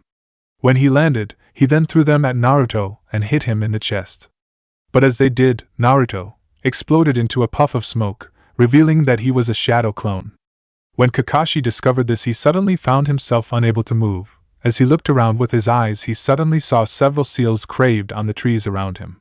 Kakashi quickly realized that the seals were for Kekai Kodai Fuin, for corner immobilization seal, a Chunin level Fuin jutsu, that involved placing specific seals in specific spots around an opponent. Where once activated, the opponent, and anyone else in the middle of the area between the seals would be unable to move. Shit! The genjutsu attack was just another diversion, so to keep me distracted long enough for him to place the seals on the trees and to make sure I wouldn't notice them until it was too late. I fell right into his trap. He's definitely got good tactical skills, thought Kakashi, as he then began to try and think of a way to get out of this mess, before Naruto took the bells off him. "Well, Kakashi-sensei, I believe that we're nearing the end of this fight, as I have you now and you can't escape and it's my move," said Naruto as he appeared in front of Kakashi. "I wouldn't be too confident if I were you, Naruto," said Kakashi rather calmly. "Perhaps, but I do think that this fight is mine, and I'm going to finish this now," stated Naruto as he then began to do a few hand seals. Kakashi's eye quickly widened in surprise as he recognized that jutsu as a water jutsu. "He has an affinity to water as well," thought Kakashi in disbelief, at the fact that mere genin, even one like Naruto, having not one but two natural nature affinities. As Kakashi was thinking this, Naruto then cried out, "Suetun Mizurappa, water style, violent water wave," and shot out a gush of water from his mouth and like a waterfall and washed Kakashi away until he collided with a tree several feet away. Although when the water went down a bit, Naruto saw a wooden log where he thought Kakashi was.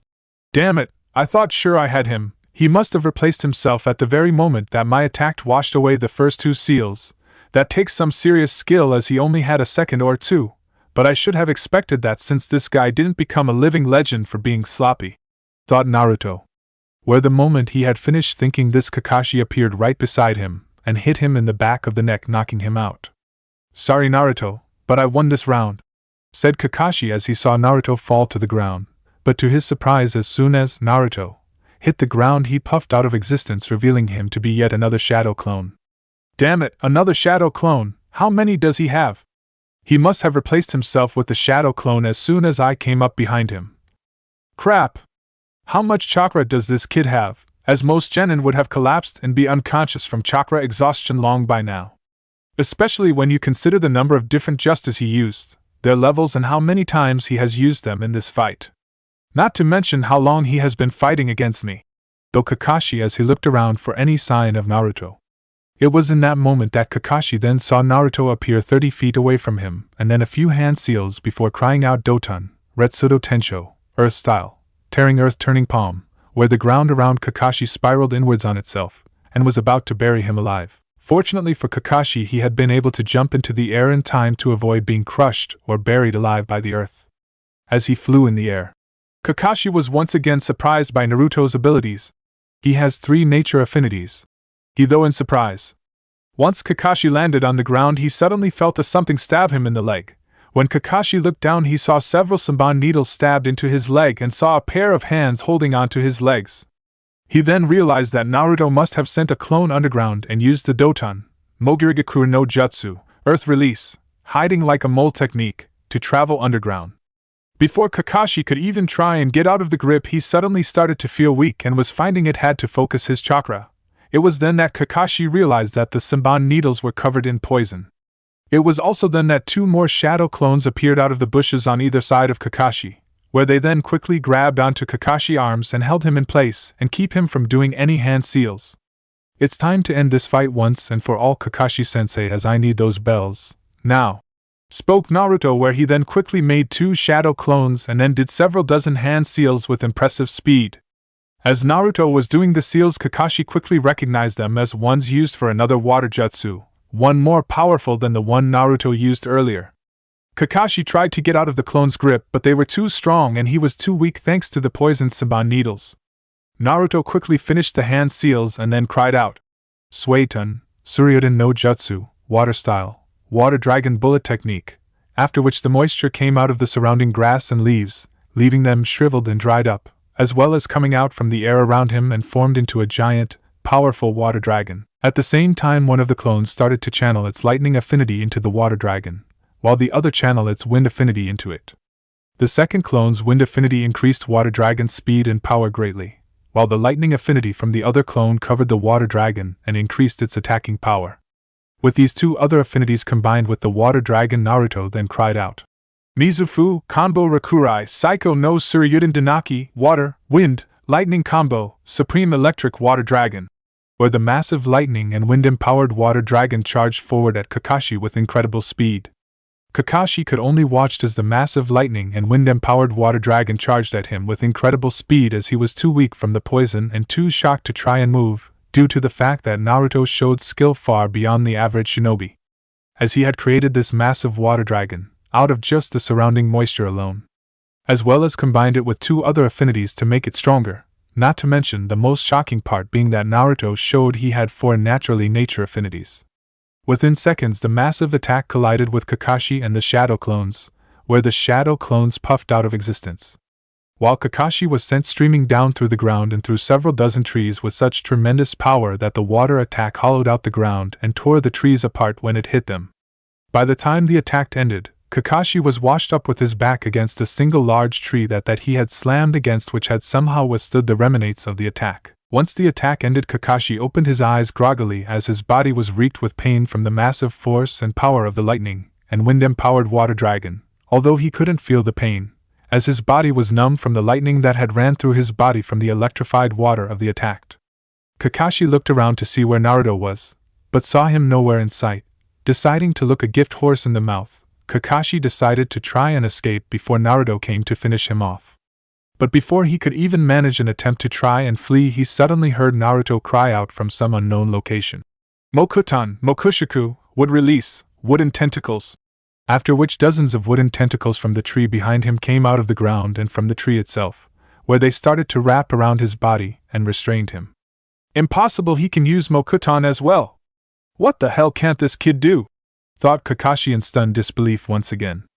Once Kakashi was properly restrained, Naruto then came out from the tree he was hiding behind, panting a bit heavily and sweating. The fight altogether had taken a lot out of him, and he doubted that he could have gone on much longer, as he was pretty much tried and was nearly out of chakra. He also knew that he was very lucky, as he knew if Kakashi hadn't underestimated so much, and if he had known what Naruto was capable of, or at least had known some of his abilities, he would have lost to Kakashi without question. Naruto then used his Mokutan bloodline to have a wooden tentacle take the 2 bells from Kakashi's side and bring them to him. After which Naruto then held out the bells in front on the now subdued Kakashi. Looks like I passed the test, Kakashi-sensei, as I got both the bells, said Naruto to the now defeated Kakashi. Where as soon as he said this, the bell of the alarm clock rang out, to tell them that time was up. And it seems just in the nick of time. At this, Kakashi could only sigh in defeat and hang his head in shame.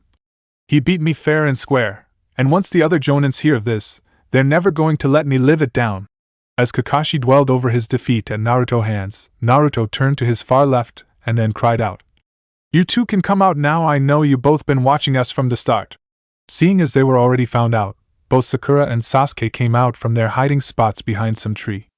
"I can't believe it! He actually beat Kakashi-sensei. Not even Sasuke-kun could do that, and he has Mokuton. But how can that be? Even if he's the Shodaime Hokage descendant, Irika-sensei said that no one other than the Shodaime Hokage himself was ever able to do that. Not only that, he was able to create that massive water dragon in the middle of the forest, without being near a lake or river. Just like what Iruka-sensei said the Nidaime Hokage could do." Though Sakura in disbelief. "Cha, he's strong," thought inner Sakura inside Sakura's mind. Which Sakura could only nodded in agreement with her inner self, as she still found it hard to believe that Naruto was this strong, and that he had defeated Kakashi in probably one of the most spectacular battles she had ever witnessed in her young life. "So this is your true power, Senju," thought Sasuke angrily with narrowed eyes as he stared at Naruto with some jealousy, as he realized just how strong Naruto really was and also realized that if he fought Naruto now at his currently level of skill, Naruto would wipe the floor with him with no problem. This of course did not sit well with Sasuke, as his pride as an Uchiha, and his need for revenge against his brother, would not stand for it. Since it showed how inferior he was to Naruto, and if there was one thing Sasuke could not stand, it was being inferior to someone else his own age, as it showed that he was weak and he hated feeling weak. Once Sasuke and Sakura had come out of their hiding spots, Naruto then had the wooden tentacles retract back into the tree and let go of Kakashi. Once they did, Naruto then took out a vial out of his pouch, then took out a small pill and handed it to Kakashi. "Here, sensei, take this, it will get rid of the effects of the poison," said Naruto as he handed Kakashi the pill. Kakashi took it and lifted up his mask slightly so not to show his face, and then swallowed the pill. Once Kakashi took the pill, Naruto then knelt down next to Kakashi and used Shozen Jutsu, mystical palm technique, to heal Kakashi wounds and recovered from Naruto's attack. As Naruto was healing him, Kakashi could not help but stare at him in wonder, as Naruto was clearly one of the most talented shinobis he had ever met in his life. He had already shown skill levels far above people his own age, not to mention he possessed an ability he had thought only existed with the Shodaime Hokage and in one other person, Mokuton. Not to mention as well he could use his mother's superhuman strength and had the Nidaime Hokage's high water affinity. Although clearly Naruto had not mastered it to his ancestors' level yet, he still could do so in a few more years with enough training and practice, and the same could be said for his superhuman strength in terms of his mother. "You're a true heir to the Senju clan, Naruto, and probably the most surprising ninja I have ever come across," thought Kakashi with a slight smile behind his mask. After a few minutes Kakashi was fully healed. Kakashi then stood up and began to stretch his arms around, getting the feeling fully back in them. Once that was done, he then led the genin back to the memorial stone, after which he then turned to look at Naruto. "Well, Naruto, as much I hate to admit it, but you beat me fair and square as you got bells off me, but since you have an extra one, I let you give your extra bell to one of your teammates if you want to, so which one will it be?" asked Kakashi as he waited to see if Naruto had truly figured out the test. For a moment or two Naruto did nothing and just stared at Sasuke and Sakura, who wondered which of them he would choose to pass with him. "I will give them both my bells," said Naruto as he threw the two bells to the surprised Sasuke and Sakura, who each caught one. "Are you sure about this, Naruto? Because you know that, if you give them both your bells then they will pass and you will fail and be sent back to the academy," said Kakashi in a neutral voice that showed no emotion. "Yes, I'm sure," said Naruto with confidence, where he then turned back to his teammate.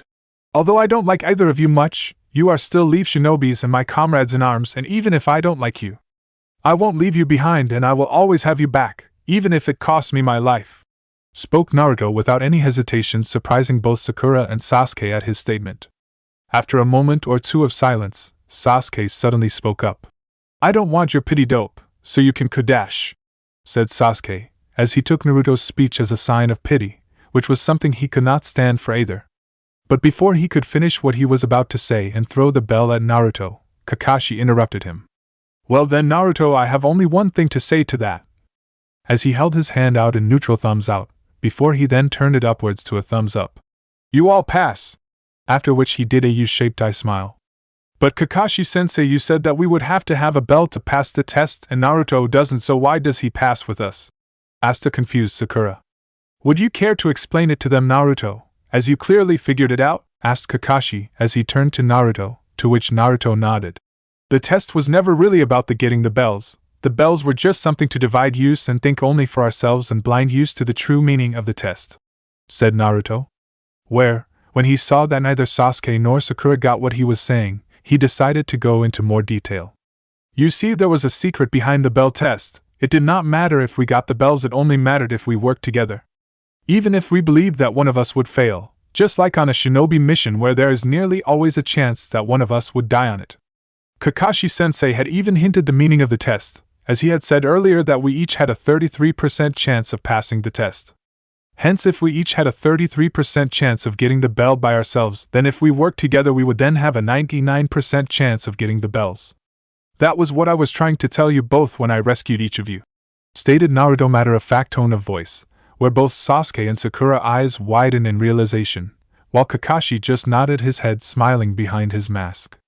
Also, the test was about finding out if we were willing to sacrifice ourselves for each other on a mission, since if we believed that one of us would fail and we still worked together and got the bells, then the test would also show if we would either fight over who got the bells once we got them, or if one or all of us were willing to sacrifice ourselves and willing fail the test so that the others would pass. As it would in a way demonstrate that one of us or each one of us would willing sacrifice our lives to save the lives of the rest of the team on a mission. Hence that's why I passed along with you, since you both have a bell each to pass the test, and I showed the willingness to work with you and the willingness to sacrifice myself to let you pass on. Had I given one of the bells to just one of you and kept the other for myself, or keep them both to myself, then we would have all failed. Finished Naruto, further surprising Sasuke and Sakura at how he had managed to figure all this out by himself. Kakashi himself was also slightly surprised and impressed by Naruto figuring out the second meaning of the test, as he had not when he did the same test with his former teammates, where his sensei, the Yondaime Hokage, had to explain it all to them later on when they had passed the test. After a minute or so, once everything had sunk in, Sakura began to cheer out happily that they had passed. Naruto just dropped his shoulders tiredly as he was tired from fighting Kakashi, while Sasuke brooded, although still was slightly pleased that he had passed and was now one step closer to killing his brother. Sakura cheering of course quickly ended when Kakashi suddenly spoke in a serious tone. I don't know why cheering, Sakura. Since technically you and Sasuke did not really pass, since the only one that really passed this test was Naruto. But sensei, you just said, spoke Sakura before being interrupted by Kakashi. Oh, you did all pass, you needn't worry about that, but only because of Naruto giving you both the two bells and was willing to sacrifice himself to let you both pass. Had he failed to get the bells off me in time, I can assure you that he would have just gone back to the academy, while you two would have been booted out of the ninja program altogether, shocking Sakura and causing Sasuke to scowl, as he was the only one that was willing to work as a team. But the both of you slapped away his offer of help and dismissed his advice without really listening to it, and only looked out for yourselves. You both failed to look underneath the underneath, where either of you realized the true meaning of the test. Both of you turned your back on your teammate, when you should have worked with him, and if there's one thing that is unacceptable in my book, it is those who turn their backs on their comrades. For you see, in the ninja world, those who break the rules are scum, but those who abandon their friends and comrades are worse than scum. That's probably the most important lesson I can ever teach you as your sensei, which is why I want you to take it to heart. Kakashi then turned and looked at the memorial stone. You see this stone next to us? This stone is the memorial stone. It lists all of the shinobis of this village that were killed in action, and my teammates are on this stone along with my sensei, the Yondaime Hokage, as they all died in combat. I come to this place every day, and every time I come here this place, it makes me think about the mistakes I've made in the past. And I've made a lot. This is why I'm telling you to help and support one another and your other comrades, as you will need them when the time comes, and to avoid the mistakes that I have made in the past. When Kakashi finished, both Sasuke and Sakura had thoughtful looks on their faces as thought about what Kakashi just said to them.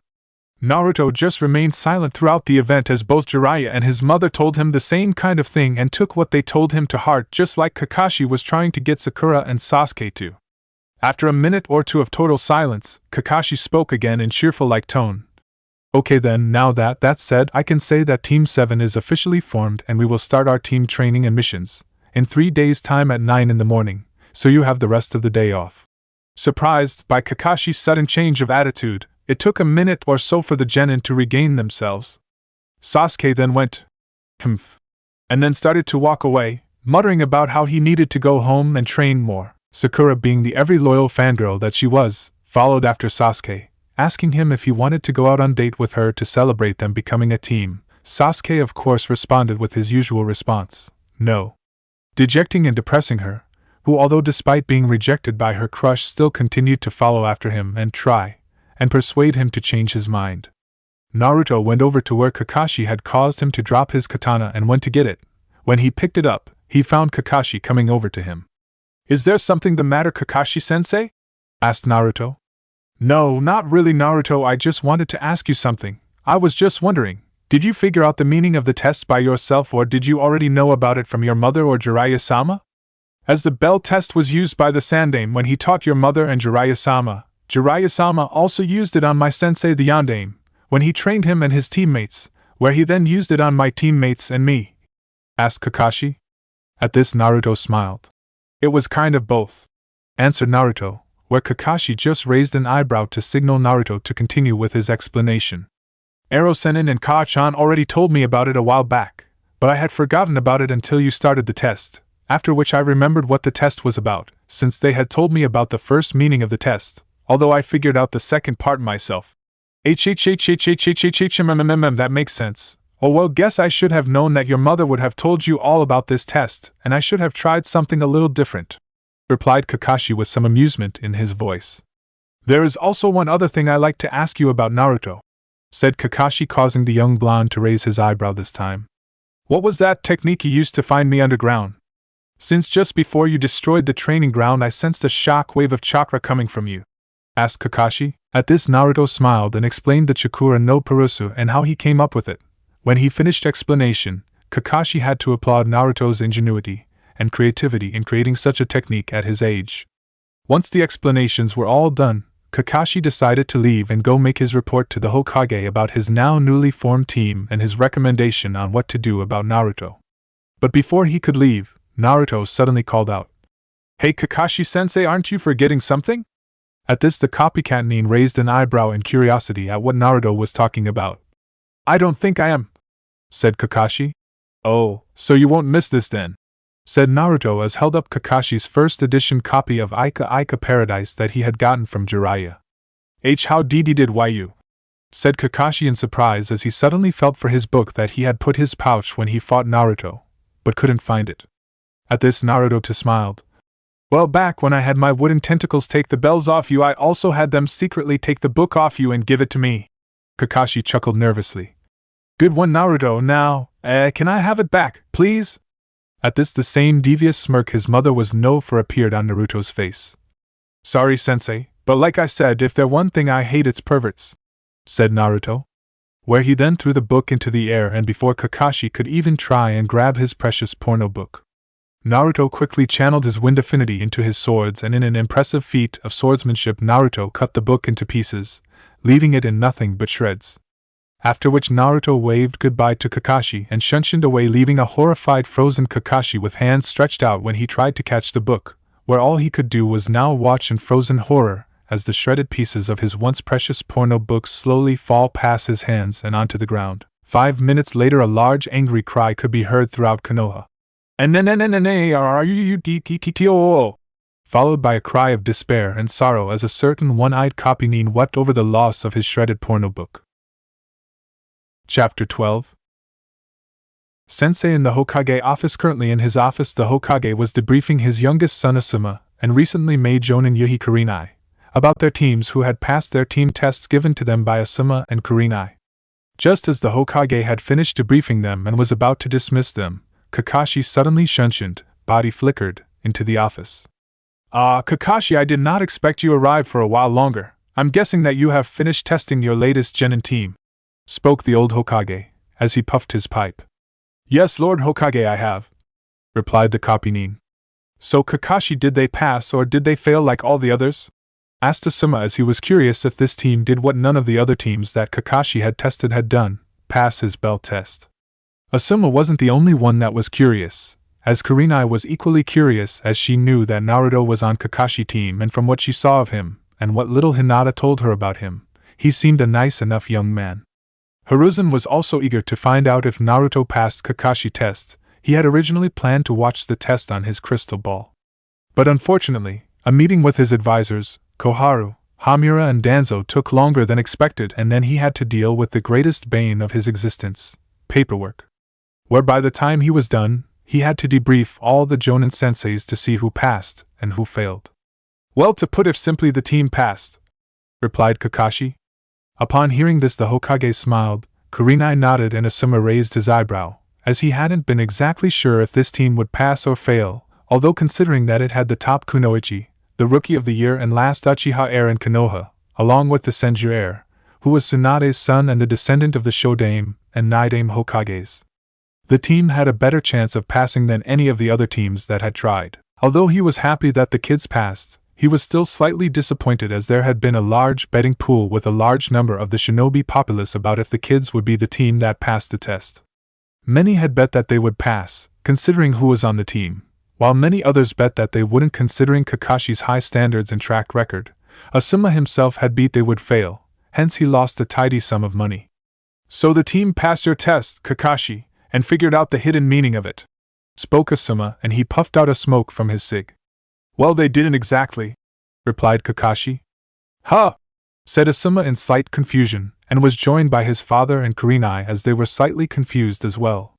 Well, to be correct, Naruto was the only one that really passed the test while the other two failed, answered Kakashi. But how did they all pass when two of them failed? You're not making any sense, Kakashi, asked Kurenai. They all passed because Naruto figured out the meaning of the test, beat me and got the bells off me and gave them the bells, said Kakashi. When Kakashi said this, all three people could not believe what they heard. Asuma dropped his cigarette, Kurenai was wide-eyed, and Hiruzen dropped his pipe. After a minute or so of silence, Kurenai spoke up. Kakashi, you can't be serious. You're telling us that Naruto, a newly made genin, defeated you, one of the strongest jonins in the village, in a fight. Yeah, Kakashi, you can't actually expect us to believe that? Asked Asuma in disbelief, as the very idea of it was ridiculous. Even if this kid is a Senju and is Tsunade-sama's son, it's impossible. Well, it's true, I'm afraid, although I do admit I underestimated him several times in the fight, and he already knew a lot about me, from what his mother and Jiraiya-sama told him about me. He also had me at a disadvantage, as I knew none of his abilities and skills, hence I didn't know what he was fully capable of, until it was too late, where he then beat me. Perhaps you should explain exactly what happened during the test, Kakashi, spoke the Sandame, as he was now very curious what exactly Naruto could do, as Jiraiya was supposed to show up yesterday and tell him about Naruto's abilities, but he did not show. The Hokage was a patient man, but after hearing his 12-year-old surrogate grandson and newly made genin beating Konoha's top jonin in a fight made him want to know exactly what Naruto was capable of and what his former students had been training him in. Kakashi of course agreed and began to tell them how he had explained the rules of the bell test to Naruto and the others, after which he then went on to explain how he beat Sakura by using Magen, Narukami no Jutsu, demonic illusion, hell viewing technique. When Kurenai heard this, she frowned, since she had seen Sakura's grads and academy records, hence she should have easily got out of that weak-level genjutsu. This of course made her wonder what exactly the academy had been teaching these kids today, and wonder how far had the academy levels fallen, if the top kunoichi could not get out of a simple weak-level genjutsu. Kakashi explained how Naruto knew the first meaning of the test thanks to his mother and Jiraiya, where he then rescued Sakura, where he tried and failed to get her to work with him. Kakashi then went on to explain his battle with Sasuke, where the Hokage and the two other Jonin senseis were both surprised and impressed with how well Sasuke fared against Kakashi by himself. Not to mention how he knew and had mastered the Katan, Gokaku no Jutsu, fire style, great fireball technique, AC rank level fire jutsu. Kakashi then told them how, like before with Sakura, Naruto rescued Sasuke and tried to get him to work with him, but failed again like with Sakura. But even despite hearing how Naruto had failed to get Sasuke to work with him, the Hokage along with Asuma and Kurenai had been impressed with how Naruto managed to trick Kakashi and escape, as it had shown that he had fully mastered of the basics, and could use them effectively in battle. Once he finished that explanation, Kakashi proceeded to explain his fight with Naruto. Both Sarutobi and Kurenai was greatly surprised when they heard that Naruto had created his own taijutsu style. Even if it wasn't fully developed yet, it still showed that Naruto had a great deal of talent to do that at his age. They had been further impressed when they learned of Naruto's kenjutsu's skill, but that quickly turned to shock when Kakashi told them that he had a wind affinity, and had created his own A-level rank wind jutsu. Damn! The kid actually created a technique like that by himself, said Asuma as he puffed out some smoke from a new cigarette, as he was clearly impressed with Naruto's skill level when Kakashi told them. As to master his wind affinity to the point of being able to use Hien no Jutsu, flying swallow technique, by just teaching himself, at his age, and still create an A-rank jutsu. As powerful as the one Kakashi described to them, told him that Naruto was far more talented than everyone thought. He also wondered at the same time if he could get Naruto to teach him that technique, as from what Kakashi told them of it, it could be very useful in a fight. Impossible, Kakashi, no child could create a technique like that by himself, replied Kurenai in disbelief, as she could not believe that Naruto created an A-rank level wind technique like that by himself. Well, it true, Kurenai, as he had no reason to lie, and I could tell he wasn't, not to mention that no way his mother or Jiraiya-sama could have taught him it, as either of them have a wind affinity, or are skilled in wind jutsus, replied back Kakashi. The Hokage himself remained silent, as Kakashi and the other discussed Naruto abilities in wind jutsu, as he was just as equally as shocked as his son and Kurenai, while at the same time proud of Naruto as a grandfather would be. You're truly are you father-son Naruto, as I would expect nothing less from a son of Minato, thought the old Hokage with a smile. Soon enough the discussing about Naruto's wind jutsu abilities ended, and Kakashi went on to explain the rest of his fight with Naruto, where he explained how Naruto was able to use Bunshin Daibakuha, clone Great Explosion, which surprised the three people, as well as explain how Naruto was clearly skilled in medical ninjutsu, as he used Chakura no Mezu, chakra scalpel, effectively against Kakashi. This of course was of no great surprise to the three, since Naruto was the son of the greatest medic in the world, so it would be only natural that Tsunade would train her son in medical ninjutsu, and how to use some jutsus in a fight. But even still they were impressed with his skill in using Chakura no Mezu so effectively in a fight, as it would be tricky even for most skilled medics to do. But as impressed as they were with Naruto's medical skills, they were utterly stunned when they learned of Naruto's Chakura no Purusu, chakra pulse, technique. Naruto created a technique like that? Asked Sandaime in shock after Kakashi explained Naruto's Chakura no Purusu. The Kopinin just nodded, as he didn't blame the old Hokage for being shocked, nor could he blame Kurenai or Asuna, who were equally shocked. Damn, this kid gets more and more impressive by the minute, spoke Asuma, where Kurenai could only nod in agreement. Once arisen, Kurenai and Asuma had gotten over their shock of a genin creating a technique as advanced and as impressive as the Chakura no Purusu. Kakashi then asked if the Hokage could bring his crystal ball into the office from his viewing room, as what he was about to tell them next was best left to be shown.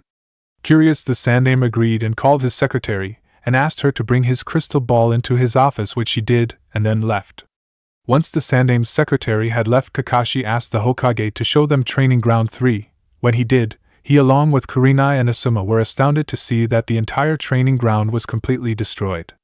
Where the ground was ruined with massive holes and cranks in ground, as well as both small and massive lumps of earth and rock all over the ground, it was like a small but powerful earthquake happened in the training ground. Kakashi, are you telling us that Naruto did all that by himself? Sighed the wide-eyed Kurenai, where Kakashi just nodded. Did he use some kind of earth jutsu or something? Asked Asuma. No, he did that all when he hit the ground with just his fist, replied Kakashi, where the old Hogue and the others' eyes widened more in shock. Kakashi, you can't mean that Naruto has? Asked the Sandaime, but before he could finish, Kakashi finished it for him. Yes, Naruto has Tsunade-sama's superhuman strength, although not at the level of his mother yet, but enough to rival it, and given time he could match it, and as you already must know, that if he can do this, it also means that he has inherited his mother's natural flawless chakra control. When the three other people in the office heard this, they could believe it. The Sandaime was the first to get over his shock, where he sighed. Sigh. It figures that Tsunade would teach Naruto how to do her superhuman strength. I only hope that Naruto hasn't inherited her habit of causing collateral damage, he thought as he remembered the amount of damage Tsunade would do to the village when she lost her temper over some event or thing Jiraiya did when they were younger, after she created the technique. Not to mention the amount of paperwork it caused him, as the damage caused his paperwork to triple. Kakashi then continued on with his story, where he then went on to explain Naruto's genjutsu skill and how he used Magen, Niju Kokoni Arezu no Jutsu, demonic illusion, double false surroundings technique, and used a Magen, Jibaku Satsu, demonic illusion, tree binding death, to nearly defeat him. Kurenai was of course greatly impressed with Naruto's genjutsu skill, as it took good knowledge and skill with genjutsu to do something like that. Kurenai and the others were further impressed when Kakashi told them how Naruto tricked Kakashi and caught him in a Kekai Kodai Fuin, four-corner immobilization seal. As not everyone could trick and trap Kakashi, and it showed that Naruto had not only good tactical skills, but also good sealing skills, which wasn't surprising as Jiraiya had helped train Naruto. But they were utterly shocked again when Kakashi told them that Naruto had both water and earth affinities along with his wind affinity, revealing he had 3 natural nature affinities, something that was extremely rare to happen unless the person had some elemental bloodline. They were shocked even further when Kakashi told them that Naruto had the same kind of high affinity to water that his great-granduncle the Nidaime Hokage had, although Naruto could not do it at the same level as the Nidaime yet, but over time and training he could very well could. "Kakashi, are you certain of this?" spoke the elder Sarutobi, to which Kakashi just nodded. "My Kami, I never thought that Naruto could actually inherit Sensei's high water affinity, to be able to create a full water dragon from just the moisture of the air and surrounding plants and trees. Is nothing short of incredible," said Sarutobi, as he could also just image Koharu and Hamura's reaction when they heard this. "They're more Hokage-sama," spoke Kakashi, which got everyone's attention as many were going over what they had just learned. "It seems that young Naruto has actually 4 elemental affinities, not 3. Shocking the other 3 people in the room. But before they could interrupt him, Kakashi continued on. "You see, when Naruto used the Suiton, Suryudan no Jutsu, water style, water dragon bullet technique, on me, he also created 2 other clones and had them focus his different element affinities for him to combine them with his water dragon. He combined his wind affinity to increase the water dragon's speed and power, while he had his other clone channel his lightning affinity to increase the water dragon's attacking power, making the jutsu greatly more powerful than it originally was." "Kakashi, are you saying that not only has Naruto 4 natural nature affinities, something that is about 1 in a million or more, but also successfully did an advanced level combination jutsu with a B-ranked level water jutsu?" asked Asuma in surprise. As the more he heard about this fight, the more Naruto sounded something like the second coming of the Yondaime Hokage. "Yes," replied Kakashi simple. Getting over his shock again, Sandaime sighed, as he didn't think that he could be any more astonished than he was right now, as Naruto had shown more skill than he ever thought possible. "Minato, my friend, you and Tsunade truly created a monster," he thought, as a small chuckle could not help but escape his lips, after which he turned back to Kakashi. "Is there any other surprises you have left to tell us, Kakashi, because I don't think my old heart can take much more," spoke the old Hokage with a slight smile. "Just one, Hokage-sama. It seems that Naruto has Mokuton," said Kakashi. For a few moments the Hokage said nothing, after which he then spoke again calmly. "Could you say that again, Kakashi? I don't think I quite heard you right, as I thought you said that Naruto had Mokuton." "I did, as Naruto does indeed have the Mokuton power of his great-grandfather the Shodaime Hokage." "Wahout hat!" cried the Hokage as he spat out his pipe out again in complete and utter shock, while both Asuma and Kurenai were stupefied. Once the Hokage got over his shock, he looked Kakashi straight in the eye. "Kakashi, are you certain of this?" "Positive, Hokage-sama," replied Kakashi with complete seriousness, where he then explained the rest of what happened. Once Kakashi finished, the Hokage just fell back into his chair and muttered a single word, "Mokuton." "Naruto has Mokuton. Who could have believed that of all the members of the Senju clan to have lived, the Mokuton powers would re-emerge in Naruto, the Jinchuriki of the Kyuubi no Yoko?" Though the Sandaime, as he realized what this meant for Naruto. "Truly, Naruto, you are the most surprising and unpredictable shinobi I have ever come across in my many years." But how is that possible?" spoke a still stunned Kurenai. "Though Mokuton was not a bloodline, as only the Shodaime Hokage had it, and none of his descendants like Tsunade-sama had it. I do not know, Kurenai, but I believe that former students Jiraiya and Tsunade know, as I can't believe that they would not know how Naruto has the Mokuton," answered the old Hokage, as he now realized why Naruto refused to tell him any of his abilities. No doubt Jiraiya wanted to tell and explain everything himself, for fear in case someone overheard Naruto telling him. But even still, he wanted to know why he was not told sooner, as it was clear that Naruto had this ability for a while, considering how he was able to use Mokuton to capture Kakashi. "Naruto, you are a true Senju in every way," thought the elder Sarutobi as he began to image the council reaction to Naruto having Mokuton, since if Naruto had it, then there was a new possibility that Mokuton may finally become an official bloodline. where there was a slight possibility that he could pass it to any children he may have in the future. Also, once the council heard this, then the members who had hoped to somehow arrange a marriage with Naruto will double if not triple their efforts to make it happen. As Mokuton was probably Konoha's most highly revered ability, even more so than the Sharingan, as it was with this power that the Shodaime Hokage was able to build Konoha and create the forest around it. Not to mention its abilities rivaled that of the Uchiha clan Sharingan, and it had the power to control and subdue the Bijus. Sarutobi would not be surprised if certain members of the council would demand that once Naruto was of marriage age, he would marry someone who the council believed would bear strong children in the hope of producing more Mokuton wielders. He also could almost image Koharu, Danzo and Hamira's shocked looks when he informed them and the council, since he would have to. He also now understood how Jiraiya must have gotten Tsunade to agree to let Naruto become a Konoha shinobi, as he would need to come here to be trained in Mokuton, where Jiraiya must have told Tsunade what Orochimaru had done. After the shock wore off everyone, Kakashi finished with his story and told the others the remainder of what happened and how Naruto had figured out the second meaning of the test by himself, which made the old Hokage proud. But still he did not have the same effect on him as Naruto having the Mokuton. "Hokage-sama, what do you intend to do next?" asked Kurenai. "I will inform the council of this, as I have to tell them in matters such as this. Also I will have we speak to Jiraiya about the matter when he arrives and we will go from there," replied the Sandaime.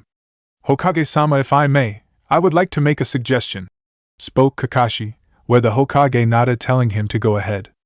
"I would like to suggest that Naruto be taken off my team." At this, Asuma and Kurenai snapped their heads to Kakashi and looked at him like he was crazy. They had done it so fast that both Kakashi and the Hokage wondered how their necks didn't snap off.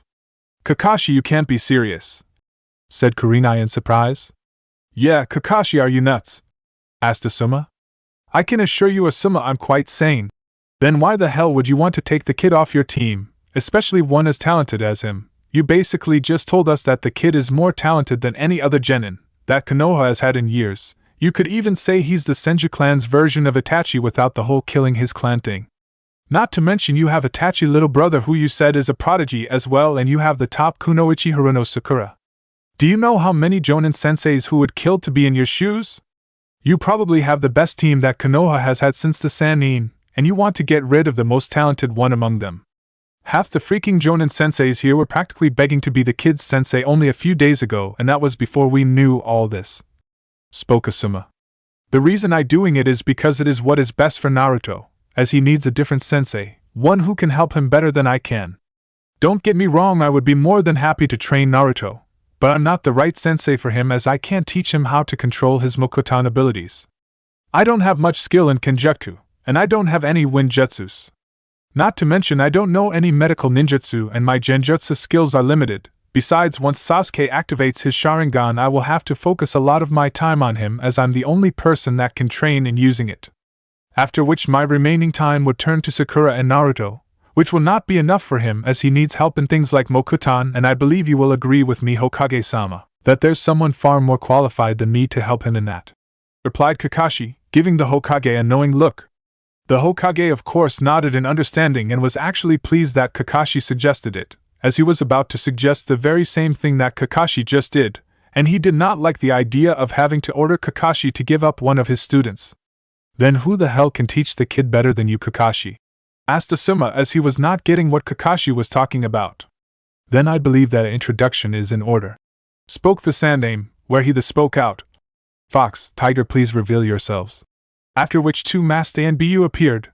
One was a woman with long red fiery hair that went down her rear, the other was a tall man with short brown hair. "You may both remove your masks," spoke the Sandaime, where both ANBU nodded and took off their masks, revealing a young man in his mid-20s and young woman in her mid-30s. "Yo! Tenzo, Kushina-senpai," greeted Kakashi friendly-like with his tradition eye smile, where both smiled and nodded. "Asuma, Kurenai, allow me to introduce you to Captain Uzumaki Kushina and Tenzo," spoke the Sandaime. Kurenai's eyes widened, recognizing Uzumaki Kushina, one of Konoha's top female shinobis, otherwise known as the Barati Shinkono Ikari, Bloody Crimson Fury, and also known in Konoha as Akai Chishio no Habanero, Red Hot-Blooded Habanero 1. "Tenzo, I believe you and Kushina heard everything, so I need not explain what I would like you to do," spoke the old Hokage. "Hi, Hokage-sama, and it would be my honor to teach Tsunade-sama's son and train him in his Mokuton powers. Excuse me, Lord Hokage, but how is Tenzo here, going to teach the kid Mokuton as the only user other than the kid was the Shodaime Hokage? Asked Asuma in a neutral tone. At this reply, the Sandaime could not help but feel slightly hurt, as ever since the death of his eldest son neither he nor his younger son had seen eye to eye much. They even had an argument when he joined the Shugenin Junichi, 12 Guardian Ninja, and ever since his return things have been strenuous at best, especially when they were alone. But quickly pushing that aside, the Hokage began to explain the events that lead to Tenzo have Mokuton. When Kurenai and Asuma heard the story, both were horrified. Kurenai felt like she was going to be sick, while Asuma felt disgusted at what his father's former student did, as it showed how far that man had fallen from grace. The others in the room who already knew the story did not blame Asuma or Kurenai for how they felt, for they felt the same when they first heard it first, or in Hiruzen's case saw what Orochimaru had done. As you both now know, I will have Naruto placed under Tenzo care as his apprentice so that he can teach Naruto Mokuton. Hence from now on Tenzo will go by Yamato and be Naruto's new sensei, where you will be given the rank of Jonin, spoke the Hokage. Hi. I understand and accept, Hokage-sama, replied the now named Yamato. Good, also you should know, Yamato, you will have to share apprenticeship with Jiraiya, as he has claimed Naruto as his apprentice, although I'm sure you will be willing to share it considering you will be teaching Naruto to use his Mokuton power. Also as well, you should know that Kushina will be assisting part-time, spoke the Hokage before Kushina interrupted him. Excuse me, Hokage-sama, but why I'm going to be assisting Yamato, as the boy has both Jiraiya and Tenzo training him, he doesn't need another, replied Kushina. Kushina, you are Konoha foremost Kenjutsu expert and one of our best Fuinjutsu users, which is why I believe that Naruto will benefit greatly from your help in Kenjutsu and Fuinjutsu. But that in itself is only a cover, as I'm assigning you to act as Naruto's bodyguard at least for a while, said the Sandaime before being interrupted again by Kushina. You mean I'm babysitting him? Said annoyed Kushina. Not exactly, Kushina, as Naruto has already shown he can handle himself in a fight, but yes, I do want to help protect him when on mission as well as around Konoha. As you can guess, once news spreads of Naruto's existence, not to mention what he's capable of, many of our enemies and will come after Naruto, for he is the son of Tsunade and the first natural-born Mokuton user since the Shodaime Hokage, who could very well rebuild a new Senju clan filled with Mokuton users, something that many villages would love to have considering its abilities. Not only that, but I want you to help protect Naruto from threats inside the village itself, as there are already many groups in Konoha like the civilians and Danzo, who will want to use Naruto for their own means, and once they learn of what Naruto can do, they will want Naruto even more, so to manipulate and use him for their own use. And as you can already guess, when Naruto is older he will have enormous influence in the village. That is why I had Naruto placed in an apartment near your own so that you can keep an eye on him better, said the Hokage. Upon hearing this, Kushina nodded in understanding and accepted the Hokage's mission, where she was now a Jonin, but would keep her own name as she preferred not to use a code name. Also, Kurenai, Asuma, I would like you to help Naruto part-time and even mix him with your teams a bit, but when it best suits you and will not interfere with your team's training, said the Sandaime. But Hokage-sama, why us? Surely Jiraiya-sama, Kushina-san, Yamato-san along with Tsunade-sama when she returns will be more than enough to help train young Naruto, spoke Kurenai. The reason is because, due to the threat that Naruto will be under from our enemies, he will need to become as strong as he possibly can and quickly as he can so to be able to defend himself. Also, since he will have no teammates, I think it best that he mix with others his own age, as he spent most of his life traveling with his mother, and has very few real friends his own age. So it will do him good to make new ones here where he can form bonds with them, and in the village. Not to mention as well, you Kurenai are one of our top genjutsu users, and Naruto needs a good genjutsu teacher, and you Asuma are one of only 2 wind users here. The other being Danzo, and I would like you to train Naruto further in wind jutsu, as Danzo may use that excuse to get close to Naruto and to try and manipulate him, said the old Hokage. Both Jonins nodded in understanding and agreed that once they fully set up their teams, they would try work out a schedule to help train Naruto in their areas. Excuse me, Hokage-sama, but what about the missing spot on Kakashi team? Who will fill in Naruto's place on the team? Asked Kurenai, as with Naruto gone Team 7 was a member short. I have already thought of that. There was another student that was going to put on Team 7 that had not been in the academy, but I had him held back as Naruto was already sorted in Kakashi's team. But with Naruto gone to train under Yamato, the other student can take his place on Kakashi's team," replied the Hokage, who got a nod of agreement from Kakashi. Once that matter had been settled, the Hokage was about to adjourn this gathering, but before he could, a figure suddenly appeared in the office as it shunshined in. The figure was none other than Jiraiya.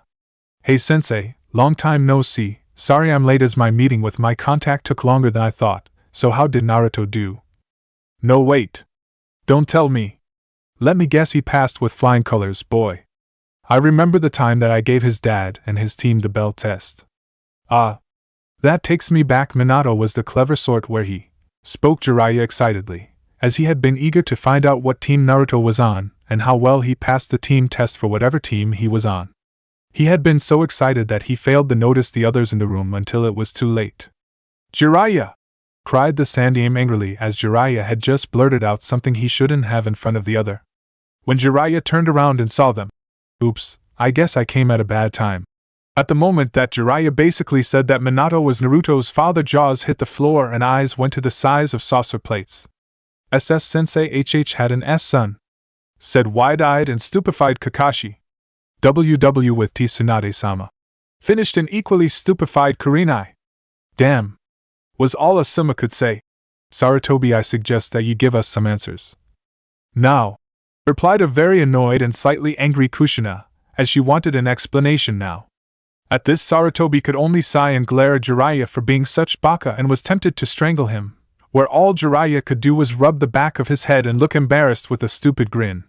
Sigh. "Very well then, but what I about to tell you is a S-class secret where only Jiraiya, Tsunade, Naruto, Tsunade's student Shizen and myself know about, and if you tell anyone you will be charged with treason," spoke the elder Sarutobi seriously. At this, everyone stiffed at the seriousness of the Hokage's tone, as treasons was punishable with death.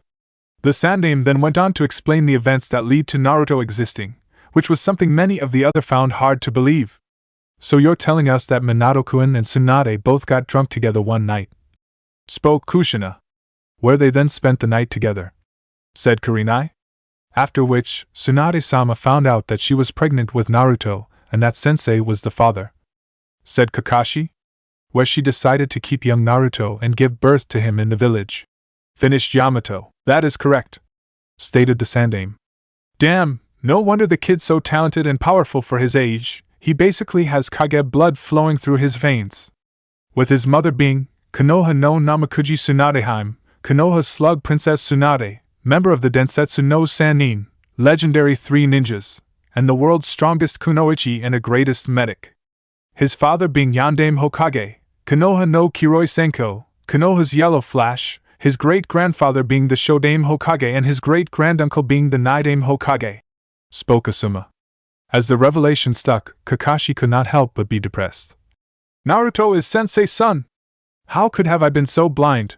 He looks almost like a younger version of him with a few small differences. I had a chance to finally pay back Sensei for everything he did for me by training his son, but I threw it away," he thought sadly. Seeing the depressed look on Kakashi, Asuma decided to cheer him up. "Hey Kakashi, don't worry about it. Like you said, this Yamato guy would be a better teacher for him. Besides, you can still help train him better in his lightning affinity and other ninjutsu." This course cheered Kakashi up a bit, and he nodded his head in thanks to Asuma. Kakashi wasn't the only person to be slightly depressed at the news, as Kushina was slightly depressed as well. "Minato-kun had a child, Tsunade of all people. I never though he went for older women." Sigh. "I still can't believe he got drunk and spelt with Tsunade all people, and I can't be angry because we had broken up already and it had been my idea, but still." Sigh. "I wonder what could have happened if we had stayed together, and if we could have had a child together. Would Naruto have been our son? Who? I wonder what Naruto is like." Though Kushina. As Kushina and Kakashi were getting over the slight depressing over what they did in the past, Jiraiya suddenly spoke up, remembering something that Asuma said.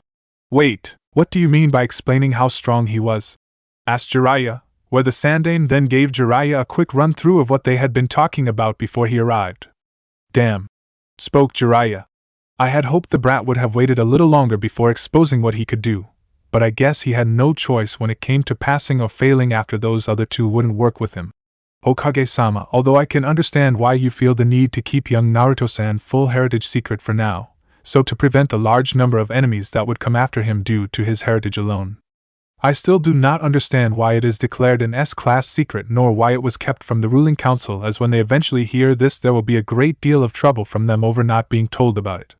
At this Sarutobi looked at Jiraiya, who just said, "You might as well tell them, sensei, since they be helping the kid." Sigh. The reason why this is all ranked an S-level secret is because Naruto was born on the night of the Kyuubi attack. Whereas you all know, Minato knew that we could not defeat the Kyuubi, so he used a special jutsu that he created called the Shiki Fujin, Dead Demon Consuming Seal, and sacrificed himself to seal the Kyuubi into a child to stop the demon. But what you don't know is that child was Naruto, said the Hokage, shocking everyone, minus Jiraiya. The Yondaime actually sealed the demon into his own son? Asked Kurenai in shock, as she doubted she could do such a thing herself in the Yondaime's place, knowing how Jinchurikis were usually treated. But why did the Yondaime not seal the demon into another child? Why did he choose his own son? Asked the Yamato. The Yondaime was far too noble a person to ask another family to make such a sacrifice when he could not himself, stated the Sandaime sadly. Both Kakashi and Kushina nodded in agreement with the Sandaime, as they knew what the Yondaime was like. So you can now see why Naruto was kept out of the village. His existence was kept secret along with the rest of his heritage. As for the reason why I never told the council, if they learned that Naruto was the Jinchuriki of the Kyuubi no Yoko, nine-tailed demon fox, along with the rest of his heritage, they would have never have allowed Tsunade leave the village with Naruto, where he would either be treated as an outcast for being a Jinchuriki or spoiled rotten for his lineage by the village. Both of which were unacceptable to me, not to mention if the other villages found out about Naruto's existence and being Tsunade's and Minato's son, they would stop at nothing to kidnap or kill Naruto. Also as well, we would have to worry about inside forces like Danzo, since as the son of Minato and the heir of the Senju clan, Naruto will have enormous political power. Not to mention he will have enormous control over Konoha's economy as the heir to the Namikaze family, since 51% of the businesses in Konoha belong to the Namikaze family. Where if you combined all that with Naruto having the power of the Kyuubi as well the abilities that we now know he has then with Naruto, Danzo would then have more than enough power to take complete control of Konoha and rule it his way, which as you know would be disastrous for Konoha. Not to mention as well what the other villages would do if they found out the same thing about Naruto's abilities and the Kyuubi, said the old Hokage. At this kind of reasoning the others could only nod about keeping things like that from the council, especially the fact that Naruto had both Mokutan and the strongest Biju alive inside him. Since if you combine the power of a Jinchuriki that contains the strongest of Bijus inside him, with the power of Mokutan which can suppress Bijus powers and control them, you get a force that could be virtually unstoppable, once Naruto has mastered and can control both. Once that was explained, the Sandaime then turned to Jiraiya. Now Jiraiya, I would like to know when Naruto awakened his Mokutan bloodline and why neither you nor Tsunade informed of it, asked the Sandaime. I'm sorry sensei, Tsunade wanted to tell you, but I convinced her not to, since I thought the fewer people know about this the better. As I feared there might be a chance that someone like Danzo could intercept the message or somehow learn about it if we told you. I knew that eventually Naruto would have to reveal his Mokutan bloodline, where when he did you would have the excuse of not knowing and you wouldn't have to deal with Danzo or his supporters on the council, trying to usurp your position over how you didn't inform them about Naruto's abilities. As I figure they have already made several big issues about not being informed of Naruto's existence, said Jiraiya, getting a nod of understand from the Sandaime, although he still did not like being kept out of the loop about his surrogate grandson for so long. And what about his high water affinity? He asked. That he only showed last year, where when I was training him he instinctively did a Mizu Bunshin no Jutsu, water clone technique, in the middle of the forest by gathering the moisture from the grass and air. When I tested him on some other water jutsus that required a larger amounts of water, he was still able to do them without any problem or ill effect, replied Jiraiya. The Sandaime just nodded again in understanding. Is there anything else that we should know about Naruto, Jiraiya? Well, there is one other thing, sensei. Although it isn't about Naruto, it still does involve him, spoke Jiraiya, where the Sandaime signaled him to continue on. Currently there is a group called the Akatsuki. They're a small group that have been doing missions for cheap prices for both shinobi villages and countries and have been slowly gaining strength. The group is made up of 9 S-class missing neens, spoke Jiraiya, shocking everyone in the room. Are you certain of this, Jiraiya? Asked the Tsunade, as he knew what kind of threat this Akatsuki would make to any major shinobi village if they were made up of 9 S-class missing neen. Yeah, I'm sure I even know two of its members, one being Orochimaru and the other being that Itachi kid, although a while ago Orochimaru left the organization, to go on his own after he betrayed the organization when he attacked another member, that member being Itachi. At this everyone grew concerned as Konoha's two most infamous missing means were members of this organization, and although thankfully Orochimaru was no longer a member, the fact that Itachi was still on it was cause from great concern. What about the others? And what are their plans? Asked the Sandaime. I don't know who the other members are, but as for their plan they want the Bijus, but for what don't know. Stated Jiraiya, causing many worried looks to appear on people. But they don't know about Naruto having the Kyuubi, thankfully, although I'm sure they will find out about his Mokuton bloodline sooner or later, and once they do they will come after Naruto for it, as his bloodline could greatly help them or even cause their plan to fail. For the next 4 minutes the Sandaime thought over what he had heard, after which he then spoke. Jiraiya, although I know I don't need to ask you, I want you to go out and try and find everything you can about the Akatsuki. But before you do, I want you, Kakashi, Yamato and Kushina to come with me, as I will need to inform the council about Naruto abilities and how he fared in Kakashi test, as they wanted to know what happened as soon as the test was over, due to Naruto and Sasuke being on it. Jiraiya nodded in understanding, although he wasn't looking forward to going to see the council as he hated council meetings. Once that was settled the Sandaime turned to Asuma and Kurinai. Although I'm sure you already know this, but you are both forbidden to mention anything that we have discussed in the room to anyone without my permission, is that clear? Spoke the Sandaime in an authoritative tone that showed why he was the Hokage. Both of them nodded, where the Hokage then dismissed them, although as they were leaving Asuma made a joke about how the Yondaime not only outdid his sensei Jiraiya, but also lived every young man dream back then. Get laid with Tsunade. This of course resulted in him getting a hard smack at the back of his head from Kurinai, and then be sent flying into the wall of the outside hallway by a punch from an angry Kushina, showing exactly why she was known as a Kai Chishio no Habanero. Soon after though the Hokage left his office in a company of Jiraiya, Kakashi, Kushina and Yamato headed to the council room. 1 hour later in the council room. And that what happened? Said Kakashi as he finished retelling what happened in the bell test to the council. Once he finished telling them, he had expected much yelling or shouting about what they should do about Naruto. But surprisingly there was only silence, although the silence soon ended when a shocked Koharu spoke out. The boy possesses the Nidaime Hokage high water affinity, along with the Mokuton powers of the Shodaime Hokage, said an equally shocked Hamura, as well as 4 natural nature affinities. Finished the ANBU commander stunned. Soon enough excited muttering erupted in the council room, where the different council members began to talk over Naruto's skill level amongst themselves. Jiraiya-sama! Do you know why the Mokuton powers of the Shodaime Hokage has reemerged in young Naruto, when it did not with his mother, her brother, their father or any other Senju member? Asked Shibi, which got much muttering in agreement with other council members. Yes, I do. Many years back when I was doing my studies Myobokuzan I came across an ancient record written by a sage long ago, back when the great shinobi clans were only being founded. In the records it spoke about when the bloodlines were first showing up. It stated that the bloodlines were unstable in the first holders of them, and many of the children of bloodline holders did not receive their parents' bloodline. It was not until a few generations more after the first bloodline holders of each bloodline did the bloodlines finally stabilize so that the other generations of the clans would have them, although only a few members in certain clans inherited their bloodline. This can explain how not everyone in a clan with a bloodline can receive and use their clan's bloodline, since it may have not stabilized in certain people in those later generations. The Uchiha clan and the Kagaya clan are prime examples of this, since only a quarter of the Uchiha clan members can use the Sharingan, while only a select few from the Kagaya clan possess the Shikatsu Myaku, Dead Bone Pulse. Since it was only the ancestors of those members of those clans whose bloodline finally stabilized enough for it to be passed down to their children. Unlike the Hyuga clan where all its members were able to retain its bloodline, said Jiraiya and then continued on.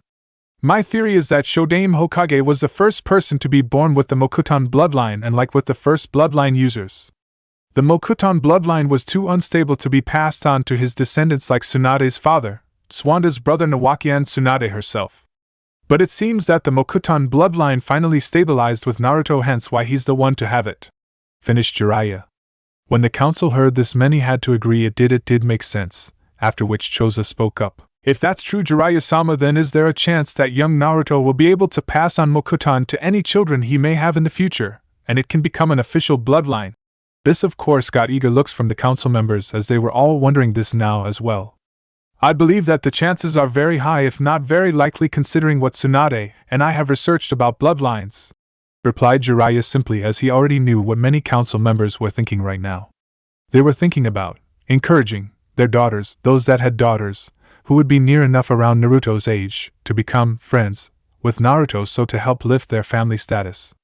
For the next 20 minutes there was much arguing between the Hokage and many council members, as those council members were trying to convince the Hokage to sign off on arranging marriages between certain council members' daughters with Naruto, while other members tried to get the Hokage to sign off on getting Naruto to impregnate strong selected kunoichis who were not from any clans when he turned 16, so that he could rebuild the Senju clan and increase the chances of having strong children with his Mokutan bloodline.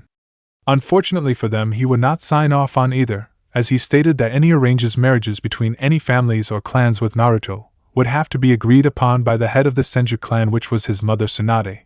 While the other suggestion was put down immediately, as Sarutobi would not have it, and even threatened those that suggested it, that if they ever brought it up again, then he would inform Tsunade himself that they tried to turn her son into a breeding machine for his bloodline, upon her eventually return to Konoha. This of course had the desired effect, as said members gulped audibly at the thought of what Tsunade would do to them once she heard that. Once they realized this, they quickly retracted their suggestion and remained silent. During this time, 2 members of the council remained silent during the entire meeting. They were Hiashi and Danzo. Hiashi had remained silent due to thinking over what he had just heard, and was wondering whether this would cause the Hyuga clan elders to accelerate their plans on Naruto to elevate the Hyuga clan's position higher, or would they have to change it due to his Mokutan bloodline. Danzo, on the other hand, had remained silent as he analyzed this new discovery. The boy's potential is clearly enormous, as he basically has all the gifts of his ancestors and much, much more. He has his mother flawless chakra control, along with her monstrous strength and medical talent. He also has the Shodaime Hokage's Mokutan bloodline, where he can most likely pass it on to future generations, along with the Nidaime's Hokage's high water affinity. He has 4 natural nature affinities and could even quite possibly have Senju Toka talent for Genjutsu, considering how advanced he is already in it. Not to mention, he most likely gifted in seals thanks to Jiraiya, as he was able to do a Chunin level Fuinjutsu, and is skilled in Kenjutsu and Taijutsu. Altogether, with the right training, the boy could become the greatest Hokage that has ever lived, where he could finally push aside Sarutobi's foolish ideals like of peaceful coexistence and compromise, but not if his mother, Sarutobi, and Jiraiya influence him into having the same beliefs, where he will be just as bad as them. I must find a way to get close to the boy and make him see the light, where he must be ruthless, cruel, cunning, and never to compromise, so to ensure Konoha is strong and its existence and its own peace is maintained. Though Danzo, as he began to plan to think up ways to get close to Naruto. Once the discussions quietened down, Danzo decided to speak up. Hokage-san, if I may, I would like to make a suggestion. At this, Sarutobi frowned, as he had an educated guess as to what Danzo was about to suggest, but he still nodded his head and allowed Danzo to go ahead. Now, as we can clearly guess with your ANBU agent Tenzo here, you no doubt plan to have him made a Jonin sensei and Tsunade's son Naruto be made his apprentice, so to master his Mokutan bloodline and perhaps help him in water and earth affinities.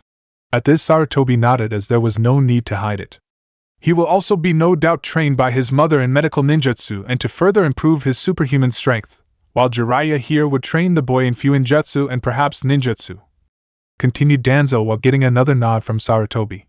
This of course leaves several areas that he won't be trained in, such as Kenjutsu, his wind and lightning affinities, along with his Genjutsu skills. I believe I can help the boy in his first 2, as I've an affinity to wind and am skilled in Kenjutsu, and Koharu could help him with his Genjutsu. This of course gotten several murmurs of agreement, as Danzo's skill as a shinobi were well known, and he could help Naruto greatly in those areas. Koharu also nodded that she would offer her assistance, as his Genjutsu skills are equally well known. Sarutobi of course expected something like this to happen, as he knew Danzo planned to do something like this, so to try and get close to Naruto and manipulate him to what he wanted Naruto to do for him. He also beat that was also why he suggested Koharu to teach Naruto Genjutsu, as she shared many common beliefs that Danzo did and could also use her to get to Naruto as well. That is a very generous offer, Danzo, but I'm afraid that I already have people picked to help Naruto in those areas, said Sarutobi with a barely seen smirk. At this Danzo narrowed his eye very slightly so that it was hard for anyone to tell that he did. And may I ask who have you picked in those areas? He asked. I have chosen my son Asuma to train Naruto in improving his wind affinity from time to time, along with Yuhi Kurenai from time to time in Genjutsu.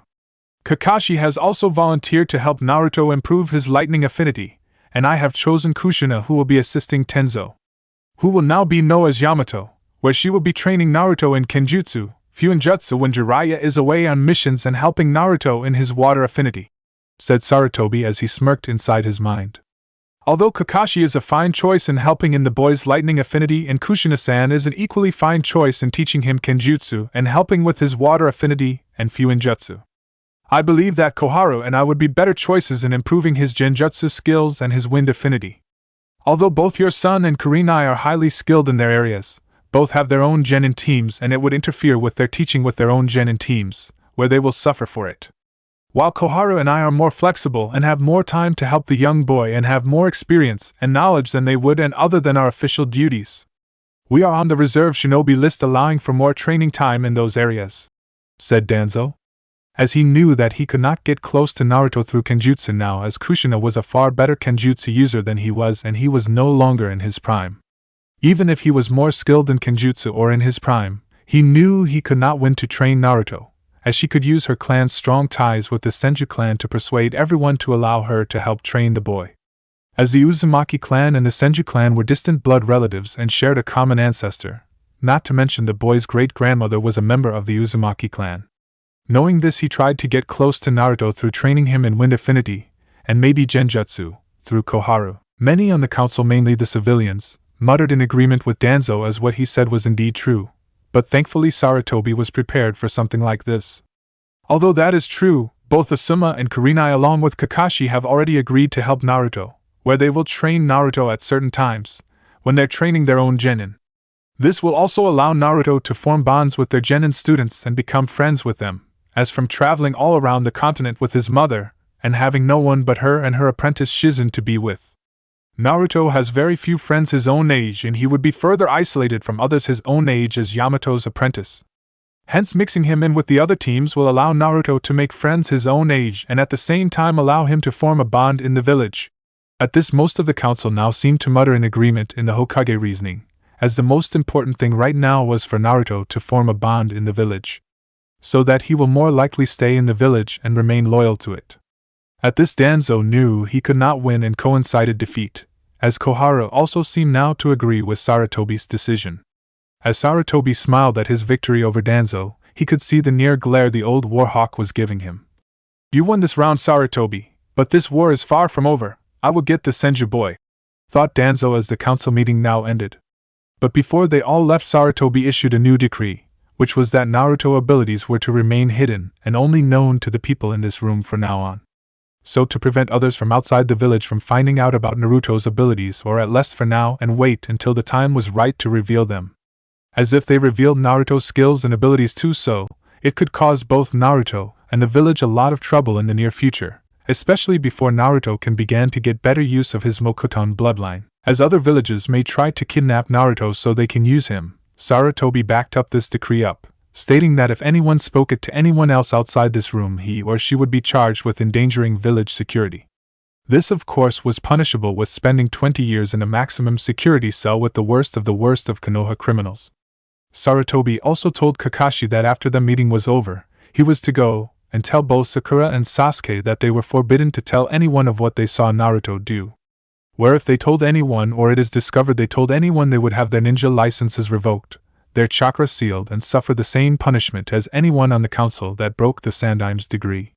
He even told that to make the especially clear to Sasuke, in case he believes that his status of the last of his clan protects him from such punishments.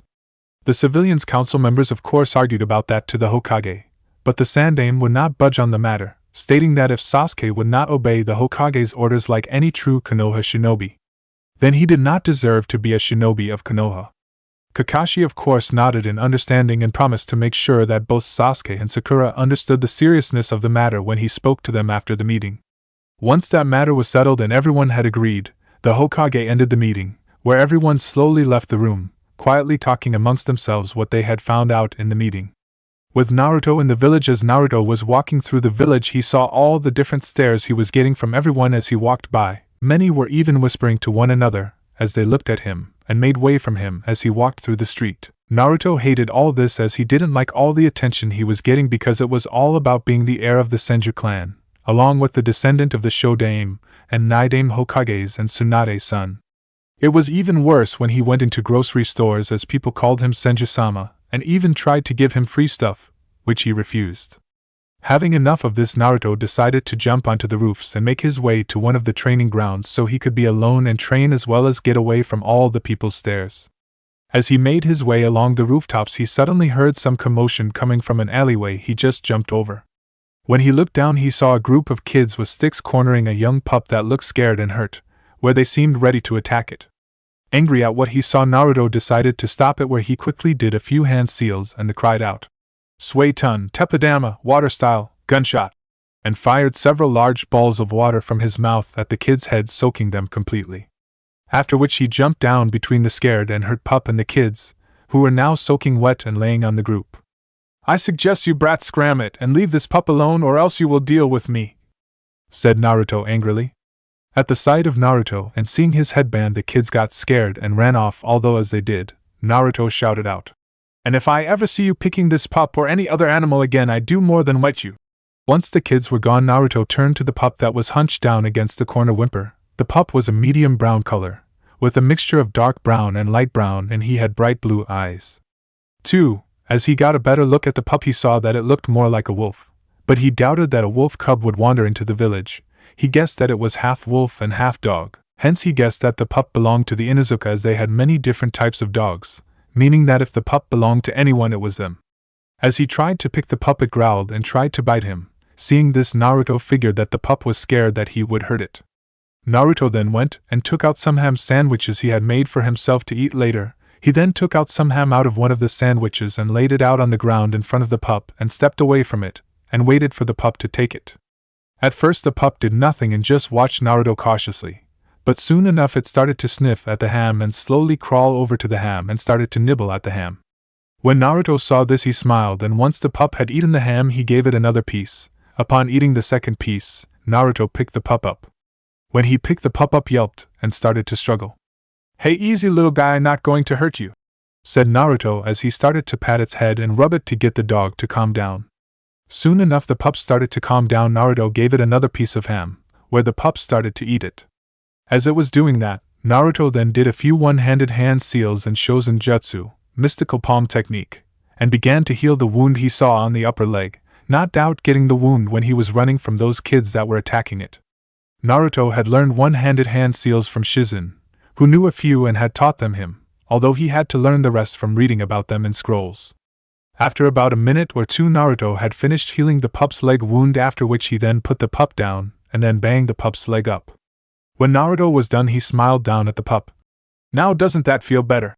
To which the pup yelped again as if saying yes and started to lick his face, which caused Naruto to smile and laugh as the pup licked him. Naruto then picked the pup up again and then said, "Okay, little guy, let's see if we can find your home." After which he started to walk to the Inuzuka clan compound, where their kennels were. A little later, and the Inuzuka kennels. As Naruto made his way through the Inuzuka compound, he soon reached the kennels. When he got there, he saw Kiba, who by the look of things was being told off by a young but older-looking girl, who looked to be nearing her later teens, if not early 20s. Also with them were Akamaru and 3 dogs that Naruto guessed belonged to the girl. The girl herself had the traditional fawn-like tattoos of the Inuzuka clan on both of her cheeks, in addition to a tattoo on her upper right arm that resembles a flower. She had long brown hair that was tied into a ponytail that went down between her shoulder blades, with one hair bang on each side of her face. She also wore a standard flak jacket, with black shorts and green armbands. When he got closer, he started to hear what the girl was saying. "How you could be so stupid not to make sure that the gate was closed when you came to feed the pups is beyond me. I had my hands full with their food and I had about a dozen more chores to do after that. It's not my fault he went off. You know he's never got on with the other pups," replied Kiba, who was annoyed with being told off. But after he said this, he saw Naruto coming towards them. "Senju! What the he are you doing here? Come to gloat at me cleaning up dog poop? Get over yourself, Kiba. Despite what you think, my world doesn't revolve around you. I just came here to return this pup, which I guessing belongs to you, replied Naruto as he held out the young pup, which yelped upon seeing Kiba and the girl. Kuramaru! Cried the girl as she quickly went over to the pup. She then took the pup from Naruto and held him up. As she did this, the pup licked the girl's face, happy to see her. When he did this, she smiled. As she examined the pup, she noticed his bandaged leg, where she then looked at Naruto and asked him what happened to his leg. Did you hurt one of our pups, Senju? Accused Kiba as he took a step forward and pointed accusingly at Naruto. Of course not, I was the one who healed him and saved him from those who attacked him, replied an annoyed Naruto. Yeah, right, scoffed Kiba, not believing Naruto. Naruto was about to retort to Kiba's comment, but before he could, the girl spoke. Stop making such an ass of yourself, Kiba, and shut up for once, and let's hear his side of the story. Besides, Kuramaru wouldn't have been hurt in the first if you had done your job right and closed the gate when you brought the pups food, rounded the girl. But sis, he... spoke Kiba before his sister gave him a glare that told him to shut it, after which she then told Naruto to explain what happened to Kuramaru. Naruto then spent the next few minutes explaining to them at how he stopped the kids from attacking Kuramaru. Once he finished, Kiba's sister narrowed her eyes at hearing how a group of kids attacked Kuramaru, where if she had been there she would have done more than just given them a soaking. When Naruto had finished what had happened, Kiba just scoffed again.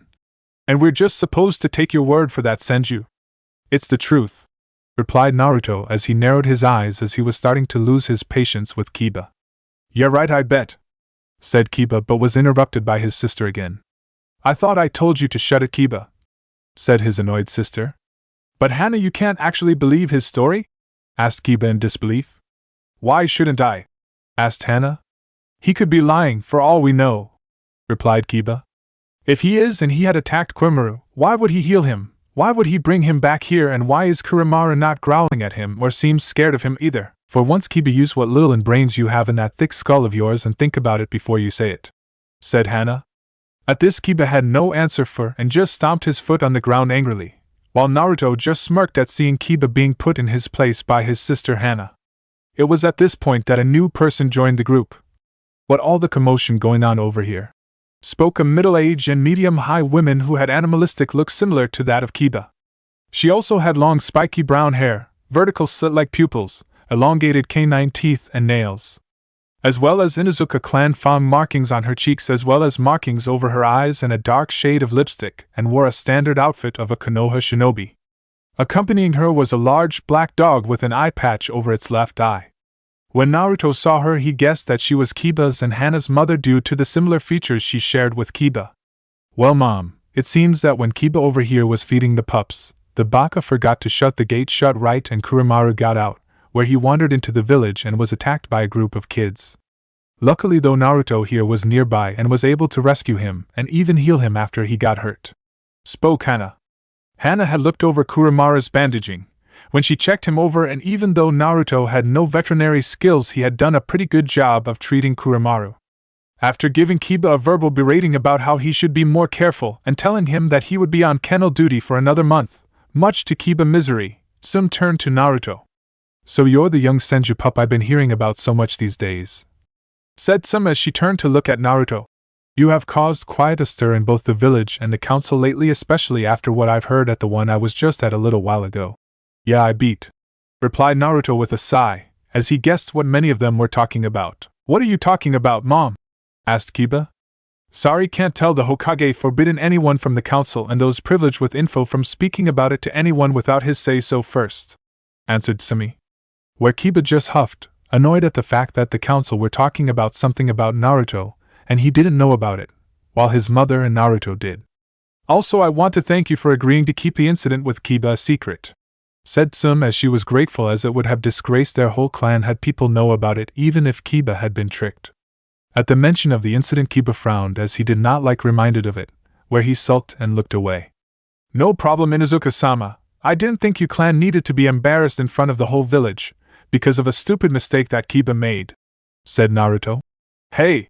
Cried Kiba angrily, where he was about to start argue about what Naruto said, but before he could, his mother spoke up.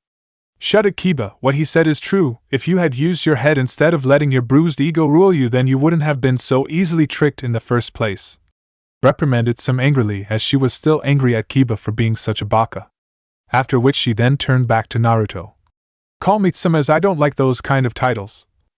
Oh, a world of warning pup, I suggest that you watch out for some of the other council members, especially those with daughters. As you can bet that they will have their daughter go after you in the hope they can find a way to get you to marry one of them so to improve the social status along with other things, which I'm sure you know what I mean, spoke Tsunade. Where Naruto just nodded as his mother had already told him to watch out for those types of people and girls once his existence and abilities were known to the council and the village. Yeah, I know all about that as I expected it, so I know what to expect from certain people, said Naruto. At this Tsunade nodded, where she and Hana then spent the next few minutes talking to Naruto, where Hana even questioned him on his medical skills when it came to animals as he had shown some decent skills in it when he helped Kuramaru. Tell me Tsunade-san, is Kuramaru a half-breed of a wolf? Asked Naruto as he had guessed it when he first saw him but still wasn't sure. Yeah, he is, replied Tsunade as she was surprised that Naruto could tell. How did you know? Well, he oblivious has some of the features of one, but there are a few small differences that say he isn't a full-blooded wolf, answered Naruto as he read up about dog breeding in a book about animals. Tsunade was of course impressed further after hearing this. I also couldn't help overhearing Kiba saying that Kuramaru doesn't get on too well with the other pups. Why is that? Asked Naruto. Well, one day Kuramaru's mother got loose and lost in the forest. A few days later we found her alone, and a few months later she gave birth to Kuramaru and his 3 brothers and 3 sisters. We guessed that she must have met a male wolf in the forest and mated with him, and although Kuramaru brothers and sister look and act more dog-like, Kuramaru looks and acts a little more wolf-like, where he likes to roam around and doesn't like being cooped up in a pen and doesn't get on too well with his siblings and the other pups, replied Tsunade. And what about his mother? Asked Naruto. She was killed when on a mission along with her partner, said Tsunade sadly. Naruto lowered his head sadly at that as the Kuramaru and his sibling were basically orphan pups, although at least they were luckily enough to have the rest of the Inuzuka clan to take care of them. Soon enough though Naruto decided to leave as he had some training to do. As he was walking away Kuramaru jumped out of Hana's arms and went over to Naruto, and started to pull on his pants and try and stop him from leaving. Well, it seems that Kuramaru has taken a liking to you pup and doesn't want you to leave, said Tsunade with a smile. I guess, said Naruto with own smile as he panted and rubbed the pup's head. I think that you're the only other person other than myself or my mother that Kuramaru seems to really like, commented Hana, with a smile. Yeah, I think you're right, maybe you should come around a little more pup, as I sure Kuramaru would like to see you again. Consider he taken a liking to you and you're more than welcome to, said Tsunade. Thanks Tsunade-san, I just might do that. How does that sound to you boy? Spoke Naruto, where the pup barked, as if agreeing. After a few more minutes Naruto said goodbye to Kuramaru, Tsunade and Hana and then headed to one of the training grounds to begin to train. 2 days later at night just outside Konoha, currently waiting behind the shadow of a large tree of the forest outside of Konoha, was a young gray-haired genin with glasses by the name of Kabuto. Kabuto was here to meet with his master Orochimaru, as he had valuable information that he knew his master would be very interested in. Kabuto of course did not have to wait long as Orochimaru appeared out of the tree. SSSSS Kabuto-kun, what thias is it that 3 is so important that you needed to see me? Asked Orochimaru with a sinister-like smirk. Well, Orochimaru-sama, I have some news that you will find very interested to learn, replied Kabuto calmly. And what is this news? Asked the snake Sannin. It seems that your former teammate Tsunade-sama has had child. A young boy to be precise, who has just recently become a genin, said Kabuto.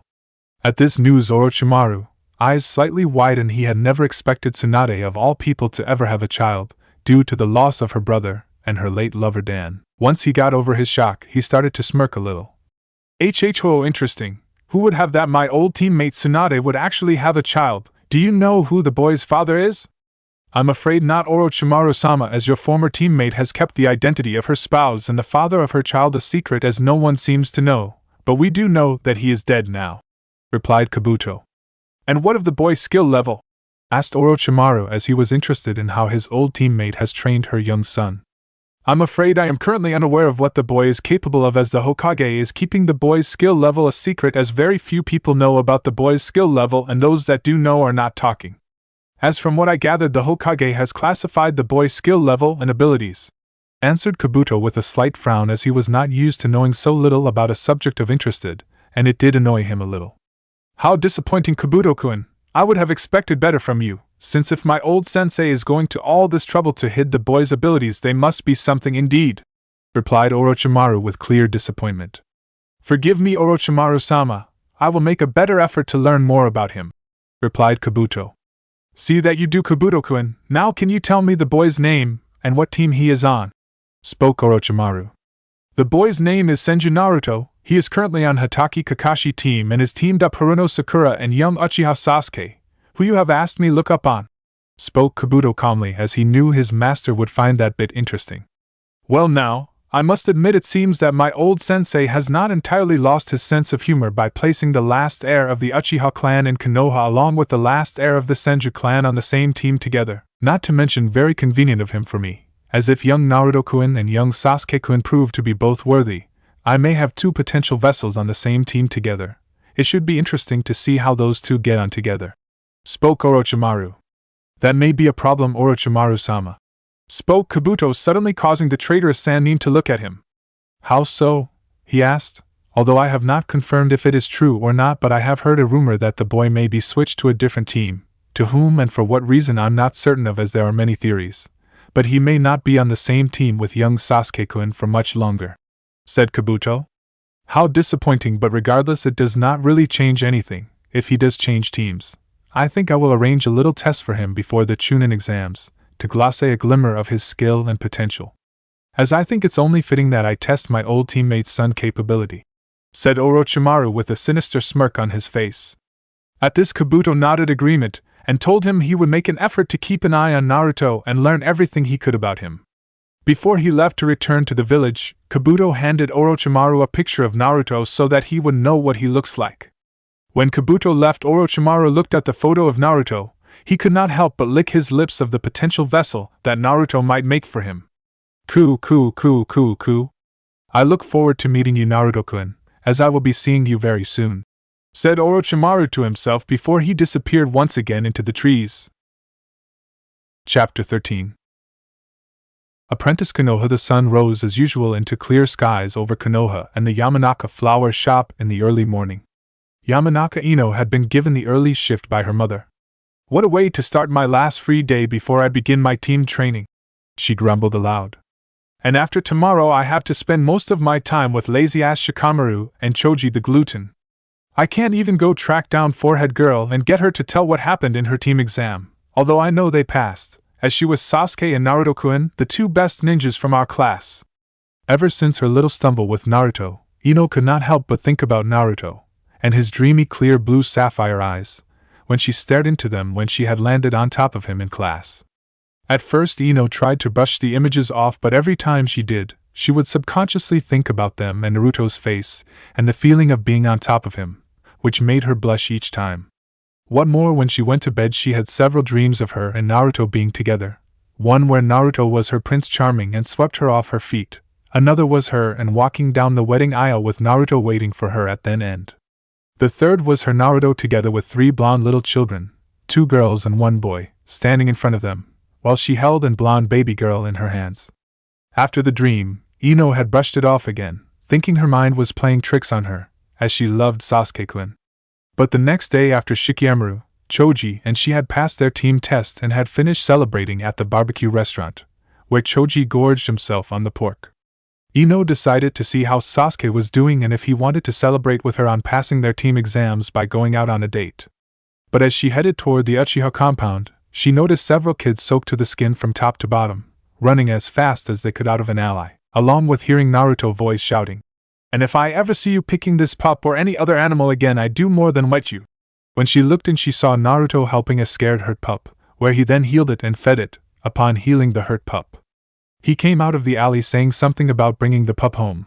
After hiding and then following Naruto, while staying hidden, she saw him bring the pup to the Inuzuka kennels, which Ino guessed was where he came from. After talking to Kiba, more like argue, along with an older girl and women, who Ino had guessed were Kiba's mother and sister, for a few minutes Naruto left. But not before the pup started biting onto his shinobi pants to get him to stay, where Naruto promised to come back and visit.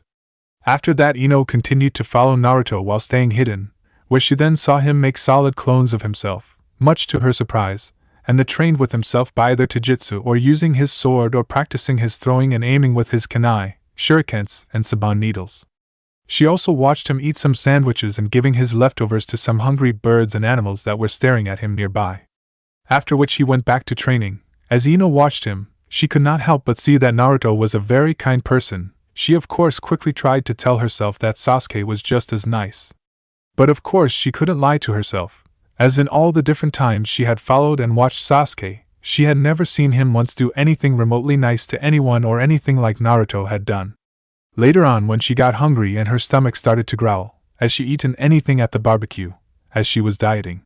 But when she had tired to hush her stomach's growls, she had noticed 2 ham sandwiches on a small red cloth on the ground next to her. Naturally, she had been surprised and wondered where they had come from, but she quickly figured out that somehow Naruto knew she was watching him, and had sent a clone to sneak up to her and lay the sandwiches next to her. At first Ino tried to ignore her hunger as she was dieting, but her resolve had ended soon, and she ate the sandwiches, upon which she decided to go home, knowing she had been caught. When she went home she met her father, who had just arrived home from a special council meeting. When she asked what it was about, he told her it was about Naruto, but other than that he refused to say, which Ino hated, as being the daughter of a shinobi interrogator made her natural curious. When she had went to bed she had several more dreams about her and Naruto, after which she decided to follow Naruto the next day and find out why her subconscious found him so appealing. For most of the second day she followed Naruto around, where he went to do some shopping. Naruto greeted respectfully to anyone who greeted him first, unlike Sasuke, who would normally ignore people's greetings. Later on she also watched Naruto being chatted up by several girls from her class, whereupon seeing this Ino actually became jealous and was actually tempted to go over and beat the crap out of the girls. She also noticed that unlike Sasuke, Naruto did not simply ignore the girls and walk past them, instead he spoke to them kindly and respectfully, where when each of the girls tired to ask him out on a date, he politely refused, saying that he was busy training or doing something at the time and saying things like, "Perhaps another time, but thank you," and "I'm very sorry but I can't." The more Ino watched Naruto, the more she saw how better he seemed to be that Uchiha survivor, though she had been less than pleased at those thoughts. As despite common belief she is by no means a shallow, frivolous girl, yet no matter what she used to try and convince herself of Uchiha Sasuke's superiority, it failed time and again whenever she tried to compare the Uchiha pretty boy to Senju. Naruto carried himself in a nobler, regal manner, yet with none of the overlaying dark shadow that seemed to be cast over the Uchiha survivor, and the fact that he acutely smiled and spoke more and was more polite than the young Uchiha. As she had thought these things, she couldn't understand at first why she was letting Naruto get to her like this, as she knew the boy for barely a few days, and he had already invaded her every thought. Each time she tried to remember the face of her beloved Uchiha, somehow, inexplicably, the sun-kissed blonde's kind, gentle and happy visage would surface eventually, replacing the scowling image of the raven-haired prodigy. But the worst thing about this whole ordeal was that Naruto did absolutely nothing to her to cause this, at all. It wasn't until much later on in the day that Ino finally realized she was somehow falling for the young Senju heir, after which she decided to find out more about Naruto, before she would make her move on him. Hence why she was itching to find Sakura, and hopefully find out as much as she could from her. As luck would have it, the fates weren't completely against her that morning. No sooner than she'd wished she could go find Sakura, than the girl walked into the shop, causing the little bell over the doorway to jingle merrily in greeting. "Good morning, Ino Pig! Mom sent me to get her weekly flour order. Your mom's got a weekly order now, forehead girl?" Ino opened up the box containing little cards with the shop's orders written on them, and flipped through to the H section for Haruno. "Yeah, she's into this feng shui thing now, and convinced that fresh flowers improve the energy of the house. Cool. I'll go get them. Dad did the order this morning before he left to go training. Her dad was one of those weird morning people freaks. I'd better come and help, there'll be a lot of them." The two girls headed into the back room. Ino flipped her long blonde hair over her shoulder and then started gathering the things listed on the card. "I'm actually pretty glad you came in here this morning, Billboard. I wanted to officially let you know that I'm withdrawing from the Uchiha Sasuke fan club." Sakura was so shocked that she dropped the lilies she was holding. "What?" "Well, he's so yesterday, you know? Now that Naruto-kun is around, there's no reason to drool over such a boring and cold boy like Sasuke. Blasphemy! Cried the pink-haired girl. Come on, Sakura, you saw how well he did at the academy exam, as he passed the tests without even attending a class even once. On top of that, he's Tsunade-sama's son and the last descendant from Senju clan, the founding clan of the village, and both the Shodame and Naidame Hokage. Sasuke-kun is also the last descendant of the Uchiha clan and they helped found the village, and Sasuke was named the Rookie of the Year, while Senju was made dead last. Not to mention Sasuke-kun is dark, handsome, and mysterious. You know as well as I do, that was because Naruto only did the test and didn't do the 4-year class terms. Besides, the tall, dark, handsome thing is way out of style now. You're always so behind the times, Sakura. Also, everyone knows that it was the Senju clan's idea to found the village first, and it was the Shodame who built most of the village with his Mokuton powers along with the forest. As for mysterious, this Naruto-kun's got it in spades. His moms raised him outside of Konoha for his own protection, and they say his father was such an awesomely powerful ninja with so many enemies that there's a law or something about saying his name. That's stupid! Sakura planted her hands on her hips and glared at her rival. Hey, I'm just telling you what I heard. The Senju founded this village, you know, that makes him as close to a prince as we're ever going to get here. Besides, he's definitely handsome looking as well as cool looking, as he wears a chain earring on his ear, meaning he a rebel as well. Also, he has bright blonde hair and impossibly blue eyes. She sighed dreamily. Well, okay, you can join his fan club if you want to, said Sakura, as he had heard of a fan club for Naruto was being formed. But we're definitely not letting you back into Sasuke-kun's if you change your mind. There's no room for the fickle-minded in the race for Sasuke-kun's heart. Sakura tossed her hair and nodded decisively. That's fine with me, as long as you promise not to change your mind and go after Naruto-kun later, replied Ino. Deal, replied Sakura while thinking. Cha, I've won, and I've bet Ino Pig. Inner Sakura response of this was of course. Cha, now with Ino Pig out of the way, Sasuke-kun is all ours. Cha. Okay, now I want you to tell me what happened in your exam, as I want to know everything that happened in it. Don't spare any of the details, as my dad told me there was a council meeting about it, said Ino as she wanted out how well her Naruto-kun did. I can't, said Sakura. Why not? Said an annoyed Ino, as she placed her hand on her hips. Kakashi-sensei came to my house later on after the exam and told me I was forbidden to tell anyone what Senju could do until it officially declared. If I or Sasuke-kun tells anyone, we'll have our ninja licenses revoked, our chakra sealed and charged with endangering village security and spend 20 years in a maximum security cell, said Sakura, as it kind of scared her at how serious Kakashi was when he said this. You're kidding? Asked Ino in shock, where Sakura on response was shaking her head indicating she wasn't. At this, Ino knew that Naruto was even more mysterious and special than she thought. If the Hokage would go to all this trouble to keep his abilities hidden from everyone, making him all the more desirable to her.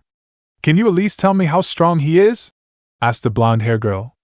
Not exactly, other than he is amazingly strong, stronger than Sasuke-kun, said Sakura grudgingly, as there was no point in denying it. At this, a triumphant smirk appeared on the young Yamanaka heiress face. Ha! In your face, forehead, that proves that my Naruto-kun is better than the broody Uchiha. In your dreams, Ino Pig, Senju may be strong now, but Sasuke-kun will surpass him in no time flat, countered Sakura. Oh yeah, replied Ino. Yeah, said Sakura. Oh yeah. Yeah. Oh yeah. Yeah. This of course continued for several minutes, until eventually the two girls stopped and smiled at one another, where Sakura then asked a question. So does this mean we can be friends again? Sure, why not? Oh. You should come over to my house tonight. We can do each other's hair and discuss the relative merits of broody dark ninja boys and kind, mysterious blonde ones. Awesome! I'll bring low-fat ice cream.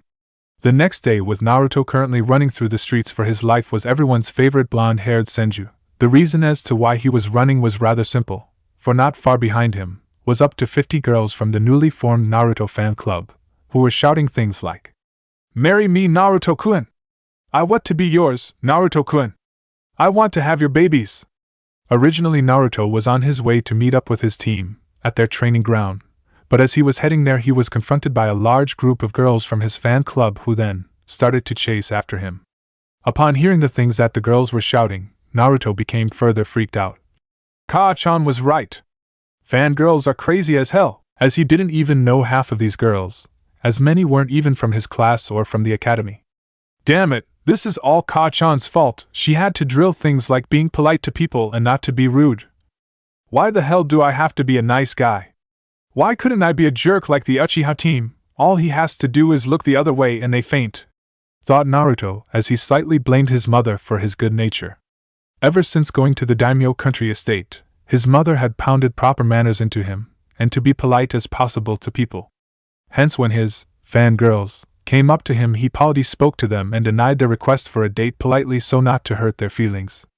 Unfortunately this made Naruto even more desirable to the girls, as they saw Naruto as a perfect gentleman, hence why they were going berserk over him. As Naruto turned into an alley he found himself in a dead end, and before he could turn around the entranceway was blocked his fan club, and he knew he was trapped. Fortunately though before they could pounce on the helpless Senju Heir, a red blur suddenly appeared, upon which Naruto disappeared, right before the girl's eyes. "Where did he go?" asked one girl. "I don't know," said another girl. "Did he shin away?" "I don't think so, come on he can't have gone far." After which the Naruto fan club proceeded to search for their missing love. But unknown to the group of girls on the rooftop of a building not far from them, Naruto stood watching them, and sighed with relief before he turned to his rescuer. "Thanks, I own you one." The person in question was none other than Uzumaki Kushina, who was on her way to meet with Team 7 when she saw Naruto being chased by his fan club, and then being cornered by them.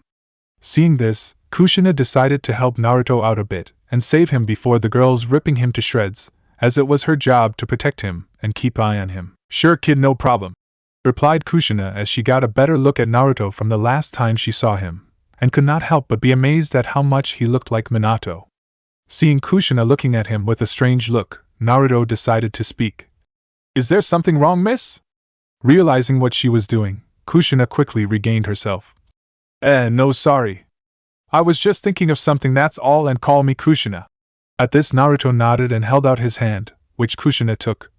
"Nice to meet you, Kushina-san." When Kushina shook his hand, Naruto could not help but have a strange feeling that he had met Kushina before. "Excuse me, I hope you don't mind me asking this, but have we met before? As I have a strange feeling that we have," asked Naruto, which caused Kushina to smile.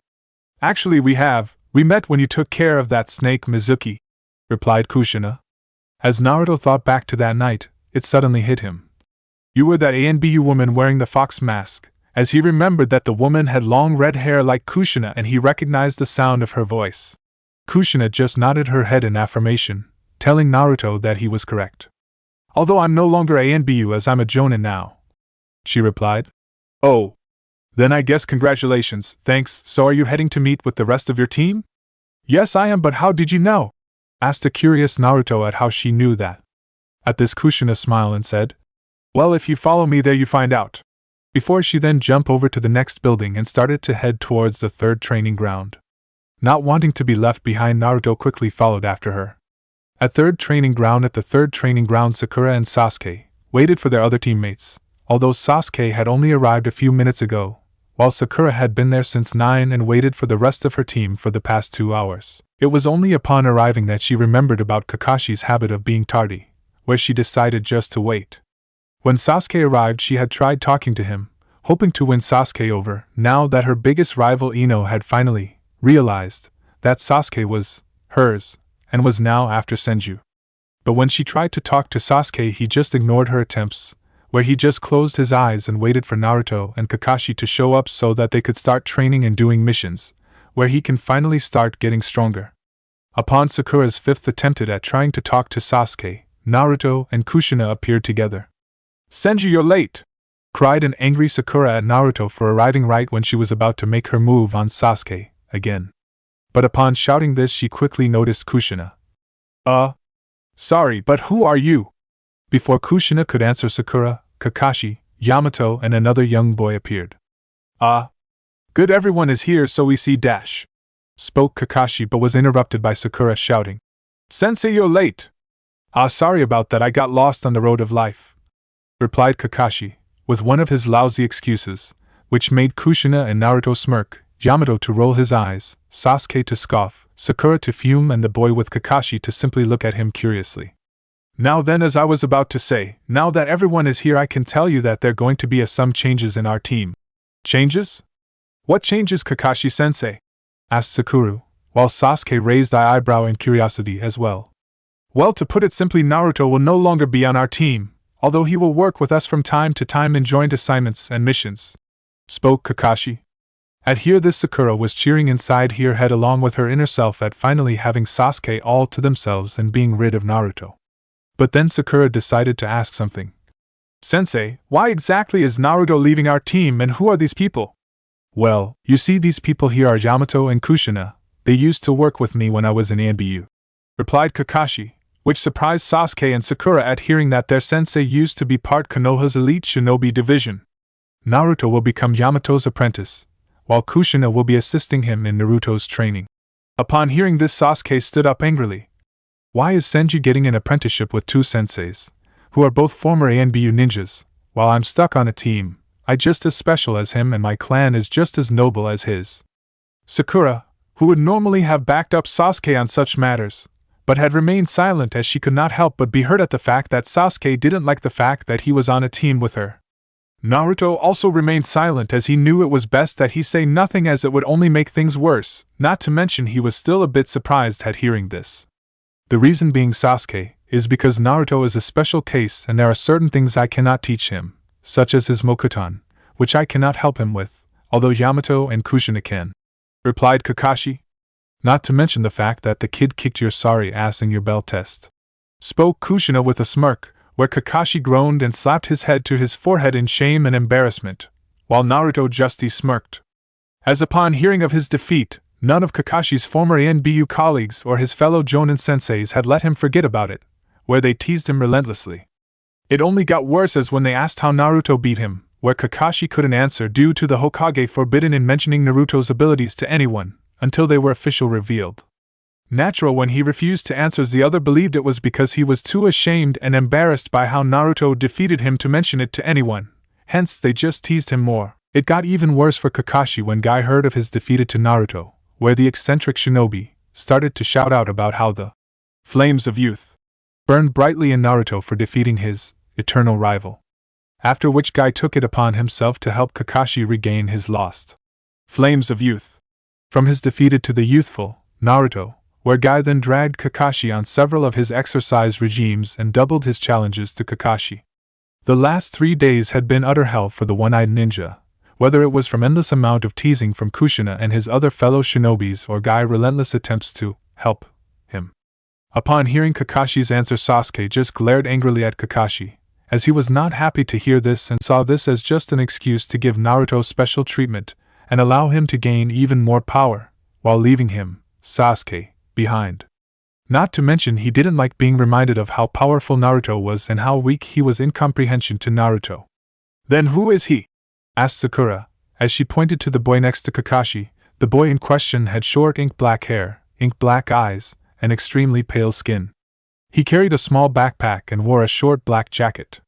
He also carried a tipless tanto on his back, while his outfit consisted of a high-collared midriff shirt, black pants, shinobi sandals and gloves with his index and thumb fingers exposed.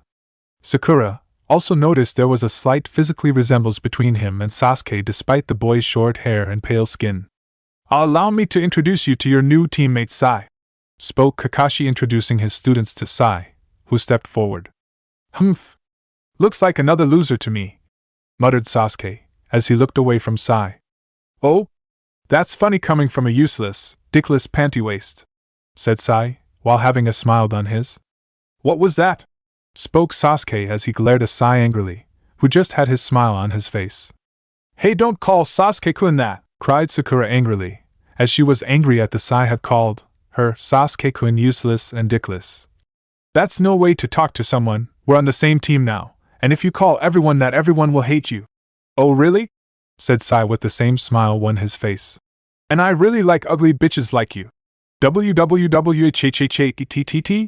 Cried Sakura angrily, where she was about to attack Sai and beat him to a pulp, only to be held back from behind by Kakashi, who could only wonder if this was the correct decision after all, at seeing how Sai got on even worse with Sasuke and Sakura than Naruto did with them. As this was happening, Naruto was laughing his head off at what Sai had said. Ha ha ha ha, brilliant, said Naruto. I think I might actually like this guy, he thought. Good one, man, name's Naruto, nice to you, said Naruto as he held out his hand and offered to shake Sai's hand, which he took. Nice to meet you too, Dickless, replied Sai, where as soon as he said this, Naruto's grip on his hand suddenly tightened, but still had a friendly smile on his face, where he then asked, What did you just say? I said you're Dickless, are you deaf as well? Answered Sai, still smiling, where as soon as he did, an evil smirk suddenly appeared on Naruto's face along with a dangerous look in his eyes that Kakashi, seen only a few days ago, knew well. Before anyone could react, Naruto sent Sai flying away through 3 nearby trees with a punch to the face, after which he started to crack his knuckles in an all too familiar way to what his mother would do. Both Sakura and Sasuke, as they were both surprised by Naruto's sudden punch, but quickly regained himself, where Sasuke smirked and gave a nod of approval to Naruto at what he had done. Sakura also smirked as well, pleased at what Naruto did to Sai, only wishing she had done it herself. Cha! Serves the bastard right, how dare he call our Sasuke-kun dickless and useless, cha! Thought inner Sakura. Naruto would have course gone after Sai to beat him up some more, had Kushina not appeared next to him and said, Easy there, kid, I think he's got the message, no need to go overboard, said Kushina, calming Naruto down, while thinking, the kid may look like Minato-kun, but he acts more like his mother, while at the same time Yamato was beginning to wonder what he had gotten himself into. Once Naruto had calmed down, Kushina turned to Kakashi, suggesting that they take off now with Naruto, and leave him with his team. Kakashi nodded in agreement, believing it might be best, where he could then see if Sai was alright and then try and get his reform team to work together. As this was happening, Sai was currently slumped against a tree, with a broken bleeding nose, and a slight concussion. Perhaps pissing him off was not the wisest course of action, especially with him having monstrous strength like that. I'm beginning to see why Danzo-sama is so interested in him, he thought. Originally Sai was to be the 3rd person on Team 7, as his orders were to monitor Sasuke and see if at any point he would wish the village harm or turn traitor, while at the same time watch his progress as see if he might be a worthy candidate for root at some point in the near further. Where if he was, Danzo would then use Sasuke's drive for revenge against his brother, and offer him training to become stronger, thereby mold Sasuke into a perfect loyal shinobi for Konoha and him, where he then would use Sasuke to rebuild the Uchiha clan into a perfect loyal clan to Konoha and him, Danzo, as well as perhaps use Sasuke to kill Itachi, thereby eliminating the threat that Itachi posed to him, as well to help him further his goal to become Hokage and reform Konoha into his image. But if Sasuke showed the chance that he would betray the village and join an enemy of Konoha, or simply go rogue, then Sai was to kill Sasuke on the spot. But upon Naruto arriving in the village, Sai orders had changed, where Danzo had ordered Sai to monitor not only Sasuke, but to monitor Naruto as well and to study him carefully and report anything of interest or noteworthy to Danzo. As Danzo knew that although Naruto would an apprentice to Yamato, he would still work with Team 7 on joint missions and training along with other teams, thereby allowing Sai the chance to watch Naruto, so that he could learn as much about Naruto as possible, as well as monitor his growing skill level, so that at some point Danzo could use what he learned to get close to Naruto and manipulate him, or better yet have him join him. With Naruto, Yamato and Kushina after the little event at the 3rd training ground, Naruto, Yamato and Kushina shunshined into an isolated clearing in the forest, so that they could have a little privacy. Kushina made double sure of it by placing several seals on some of the trees around the clearing, and created a 4-corner privacy zone, where no one would be able to enter it nor would they be able to hear what they were saying. Now with that little episode is behind us, perhaps we should try and get to know one another better, spoke Yamato, taking a page from Kakashi's book, hoping to forget what had happened. Fine then, how would you like to start it then, Yamato? Asked Kushina. Perhaps by telling each other our likes, our dislikes, hobbies and dreams, said Yamato, taking another page from Kakashi's book. How both you guys go first, as I know nothing about either of you other than your names and that you be my new senseis, while your guys probably know a lot about me from the Gigi, spoke Naruto. At hearing Naruto calling the Hokage Gramps, Kushina smiled, as when off duty she just called the Hokage old man, which earned many frowns from people. Yamato on the other hand raised one of his eyebrows, but decided to let it go, as it was common knowledge how close the Sandaime had been with his students. Hence it would be only natural that Tsunade's son would see the Sandaime as a grandfather, many of the children in the village today looked to the Sandaime as a grandfatherly-like figure as well.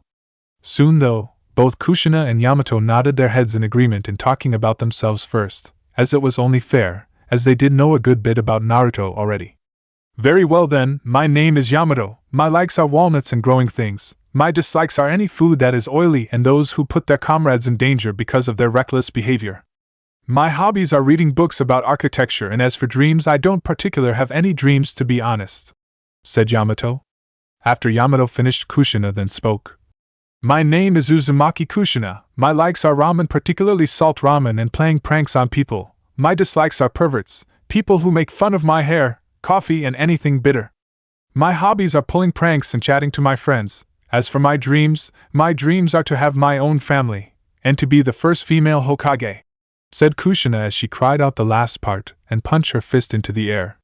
At this, Yamato had a large sweat drop on the back on his head and shook his head in embarrassment at Kushina's antics, while Naruto just grinned, as he was already starting to like Kushina.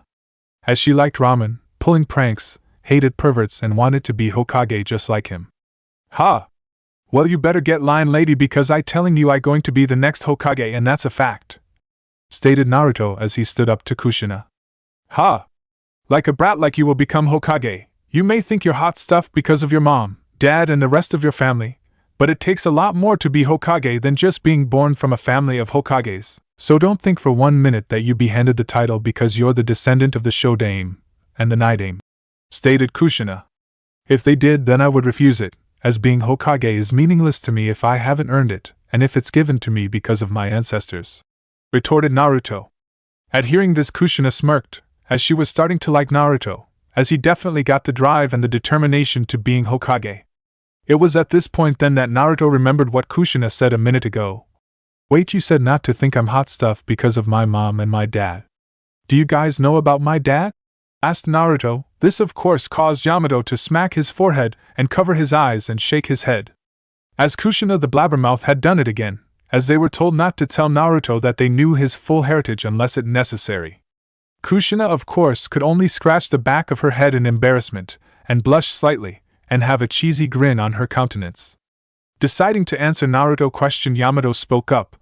Yes, we are aware of your full heritage, Naruto-san. Did Gigi tell you? Asked Naruto, thinking that old Hokage told them, since they were going to be his senseis.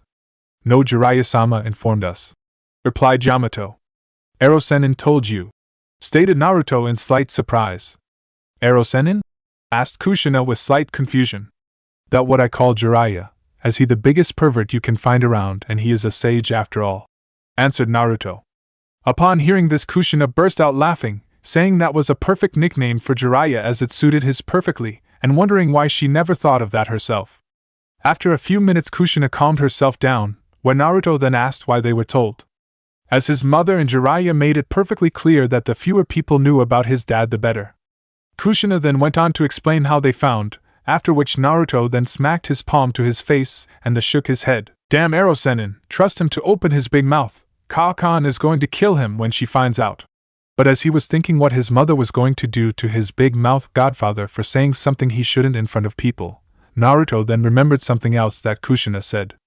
Wait, Kushina-sensei, you said that your family name is Uzumaki, as in the Uzumaki clan from Yuzushiogakure no Sato, village hidden among the whirling tides?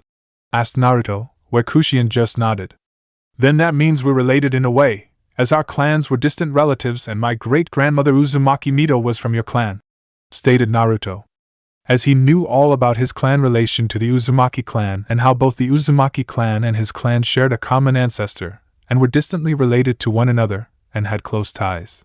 She had even told them that those ties continued on when his clan formed Konoha and the Uzumaki formed Yuzushiogakure, where both villages had equally strong ties, which were only strengthened when his great-grandfather married his great-grandmother Uzumaki Mito.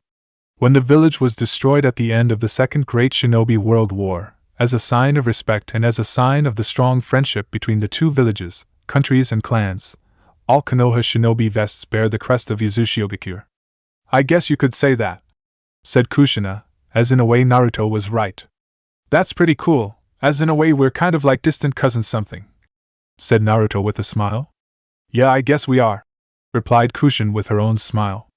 Yamato, who was watching this, could not help but smile, and silently remark at how much alike the two were, and was glad that they were getting on so well, as it made things a lot easier when he and Kushina started teaching Naruto. As despite his great skill and talent, Naruto still had a lot to learn. Hey! Now that I think about it, I also remember hearing your name from Erosenin and something about you, spoke Naruto. At this, Kushina became slightly worried. As she was hopping, it wasn't about her past relationship with his father, as if he didn't know that then it could make things very awkward from them, especially when she was training him. Now I remember! You used to be in my dad's class when he was in the academy. There was also some nickname that they used to call you, said Naruto as he was trying to remember. What was it now? Apple, Tombo, Promato. Ah, yeah, now I remember, it was tomato, because of your round face and red hair that was shaped like a tomato, said Naruto. But in the moment after Naruto said tomato, he began to wish he hadn't, as when he said it he suddenly came face to face with something that even made his father, the legendary Konoha no Kiroi Senko, Konoha's yellow flash, cower in fear, as he came face to face with the furious Kushina. For the moment that Naruto said the word Tamato, a dark terrifying aura surrounded Kushina along with glowing eerily red eyes, while her bright red hair began to rise and move around like roaring flames.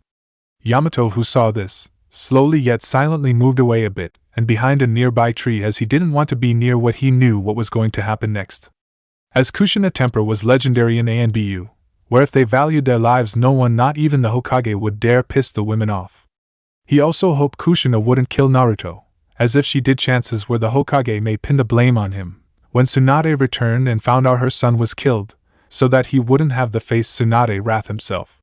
In that moment when he saw Kushina in her terrified form, that Naruto also remembered another name that Kushina was known as, the Akai Chishio no Habanero, red hot-blooded habanero, where according to his godfather, back when she was a kid, a group of kids teased her openly over her hairstyle, and at being new, having enough of their teasing, she had attacked all of them and beating them into a bloody pummel, and did so to anyone else who ever teased her.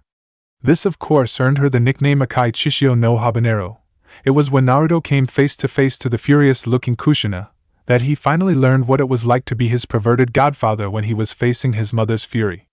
For according to Jiraiya, Kushina's fury was said to rival even his mother's fury, where it could make the likes of his father, Jiraiya, and the Sandaime cower like frightened rabbits in the face of it.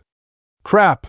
Thought Naruto when he saw Kushina, where he could have swore he saw devil-like horns sporting out of her head.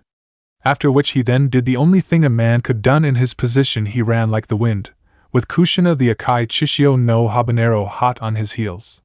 For the next hour or so people from around Konoha could hear loud explosions, angry and frightened cries coming from the forest, as well as seeing several large mushroom-shaped clouds from large explosions.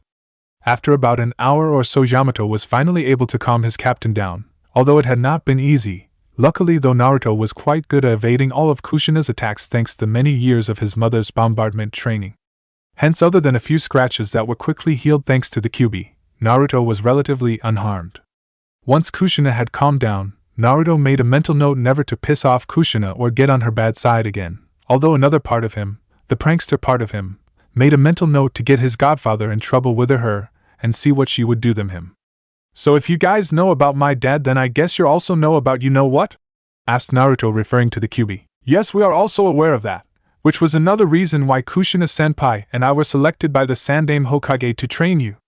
So that in the event that you might accidentally unleash the Kyuubi's powers in battle and you lose control of yourself, Kushina-senpai or I can stop you and contain you until you revert to your normal state, replied Yamato. But I have never used the Kyuubi power before, nor do I know how to. Beside, according Erosenin, my Mokuton powers help suppress its powers and most of its effect on me, retorted Naruto.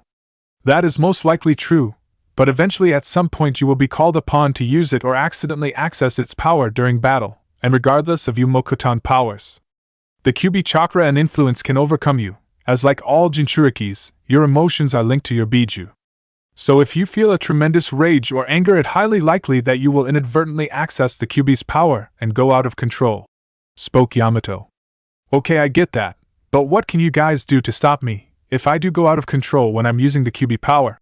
Asked Naruto.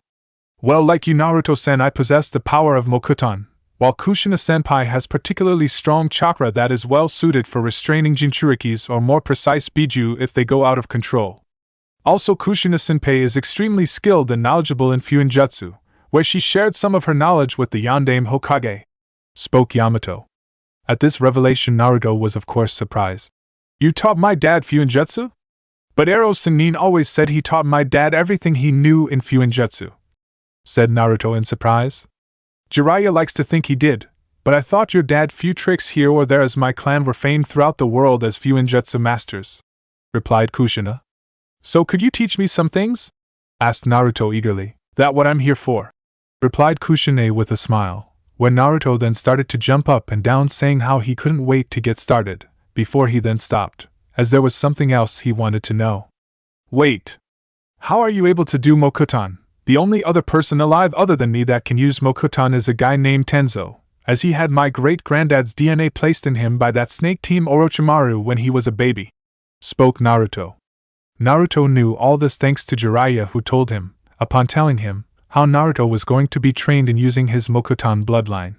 When Naruto learned what Orochimaru did, it made him sick, where he swore if he ever saw the snake bastard he'd punch him so hard that he'd splatter all over the continent. That is I, as Yamato is my code name, which is what I would like you to refer to me if you please, although my real name in Tenzo 1, spoke Yamato/Tenzo. Okay then I mean Yamato-sensei, spoke Naruto until he realized something. Hey, I just realized, if you got my grandfather's DNA in you, then that means you and I are related too. At this, Yamato raised an eyebrow in surprise, and thought about it for a moment, and realized that technically Naruto was correct, as he did indeed have the Shodaime Hokage's DNA, meaning that technically he was in a way related to Naruto. I believe one could see it that way, but if you would, Naruto-san, I would like you to keep that revelation hidden for now at least, as it would cause unneeded confusion and questions among the populace of Konoha. So I would think it best that we keep this to ourselves, spoke Yamato, when Naruto just nodded in understanding. Okay kid, I think it's time for your introduction, as we have both done ours while you have yet to do yours, spoke Kushina. Okay then, spoke Naruto. My name is Senju Naruto. My likes include ramen, my ka-chan, Shizen Wani-chan, our pet pig Taunton, Erosenin, playing pranks, my friends, training and reading. I dislike bullies, traitors, the 3 minutes that take to cook my ramen, and perverts. My hobbies are training, reading and gardening and making perverts suffer. My dreams for the future are to be a great medic nin like my ka-chan, to restore my clan and to be the greatest Hokage. That way, people will stop always comparing me to the rest of my family and acknowledge me as myself and not someone related to great ninjas. So you better put your dream of being Hokage on hold for a while, sensei, because I going to be Hokage, said Naruto with confidence. At this, Kushina just smirked and said, Will we see about that soon enough, kid? Okay then, now that introductions are all done, Naruto-san, I would like to know exactly how many jutsus you know, and how skilled you are in your Mokuton bloodline, so that I will know where to start, said Yamato. Also, I want to know how skilled you're in using your katana and what kind of seals that Erosenin has taught you, said Kushina, using Naruto nickname form Jiraiya, as she just loved the sound of it, as it fitted so well with Jiraiya. Not to mention she couldn't wait to see him again and see his reaction when she starts calling him that. Well, in water ninjutsu I know Suiton, Mizurappa, water style, violent water wave, Mizu Bunshin no Jutsu, water clone technique, Suiton, Teppadama, water style, gunshot, Suiton, Suryudan no Jutsu, water style, water dragon bullet technique, and Mizufu, Kanbo Rakurai, Psycho no Suryudan Danaki, water, wind, lightning combo, supreme electric water dragon. In earth ninjutsu I know Doton, Shinjuzanshu no Jutsu, earth style, double suicide decapitation technique, Doton, Mogirigaku no Jutsu, earth style, hiding like a mole technique, Doton, Dochu Igyo no Jutsu, earth style, underground projection fish technique, Doton, Dorikageshi earth style, earth shore return, Doton, Retsudo Tensho, earth style, tearing earth turning palm, and Tsuchi Bunshin no Jutsu, earth clone technique. I don't really know any lightning techniques other than how to channel it into my katana to increase my katana's cutting and stabbing power. With the exception of Surashifu, wind slash, I don't really know any wind techniques, other than how to channel it into my katana to increase its range and cutting power. As for Mokuton, I know Moku Bunshin no Jutsu, wood clone technique, Mokuton, Henge, would release, transformation, and 2 technique I created myself Mokuton, Mokushiku, would release, wooden tentacles, and Mokuton, Nano Sashi, would release, impaling roots. In Genjutsu I know Magen, Kokoni Erezu no Jutsu, demonic illusion, false surroundings technique, Kori Shinshu no Jutsu, sly mind effect technique, Magen, Narakumi no Jutsu, demonic illusion, hell viewing technique, Magen, Jibaka Satsu, demonic illusion, tree binding death, Magen, Niju Kokoni Erezu no Jutsu, demonic illusion, double false surroundings technique. As for sealing, well, I know how to do a chakra suppressing seal, although it not that strong. I know Shikoku Fuin, finger engraving seal, Kekai Kodai Fuin, for corner immobilization seal, Fuinjutsu, Shurshuro Mamazuk Shiru, sealing technique, for limbs weighting seal, Infuin, Kai, In seal, release, and generic sealing. I also know regular henge, transformation, Bunshin no Jutsu, clone technique, Kage Bushin no Jutsu, shadow clone technique, Taju Kage Bunshin no Jutsu, multiple shadow clone technique, Shunshin no Jutsu, body flicker technique, Kawarimi no Jutsu, body replacement technique, and using Shozen Jutsu, mystical palm technique, Chakura no Mezu, chakra scalpel. My taijutsu is okay, especially when I use my superhuman strength, although I can't really rate it as I created my own style myself. I'm pretty good when it comes to healing injuries, illnesses and poisons and using poisons, although I'm nowhere near Ka-chan's and Shizen Wani-chan's levels. My kenjutsu is also okay as I had some decent teachers, and I'm also pretty good when it comes to using and throwing kunais, senbons, needles, and shurikens," said Naruto. Upon hearing all this, both Kushina and Yamato were naturally wide-eyed with surprise, as they never expected Naruto to know so many different jutsus, as it was exceedingly rare for anyone Naruto's age to know so many different technique, let alone a genin. "Wow, that an impressive arsenal you got there, kid," commented Kushina. "Indeed," replied Yamato, as he was also impressed that Naruto was able to use any Mokuton techniques with no real help, not to mention create his own Mokuton jutsu. As when he first started to use his Mokuton powers, Yamato had to rely heavily on the Mokuton scrolls he was given by the Tsunade Hokage from the Senju clan's secret library. Also, he noticed that with the exception of Shozen Jutsu, Chakura no Mezu, Magen, Jibaka Satsu, Infuin, Kai, Suetun, Suryuden no Jutsu, Mizufu, Kanbo Rakurai, Saiko no Suryuden Danaki, Surashifu, Kage Bushin no Jutsu, and the Taju Kage Bunshin no Jutsu, most of Naruto other jutsus were C, D, and E rank jutsus. "But I'm not familiar with the Infuin, Kai jutsu that you mentioned," stated Kushina. "Ah, that's because it's Infuin jutsu that Ka-chan created herself, and she placed on me and taught me how to use," replied Naruto, as he then took off his Konoha headband and lifted his fringe to show a blue diamond on his forehead, much like his mother was known to have. "What does it do?" asked Kushina, generally curious. "The seal involves me focusing and building up a large amount of chakra and storing it into the diamond-shaped seal on my forehead over a period of time.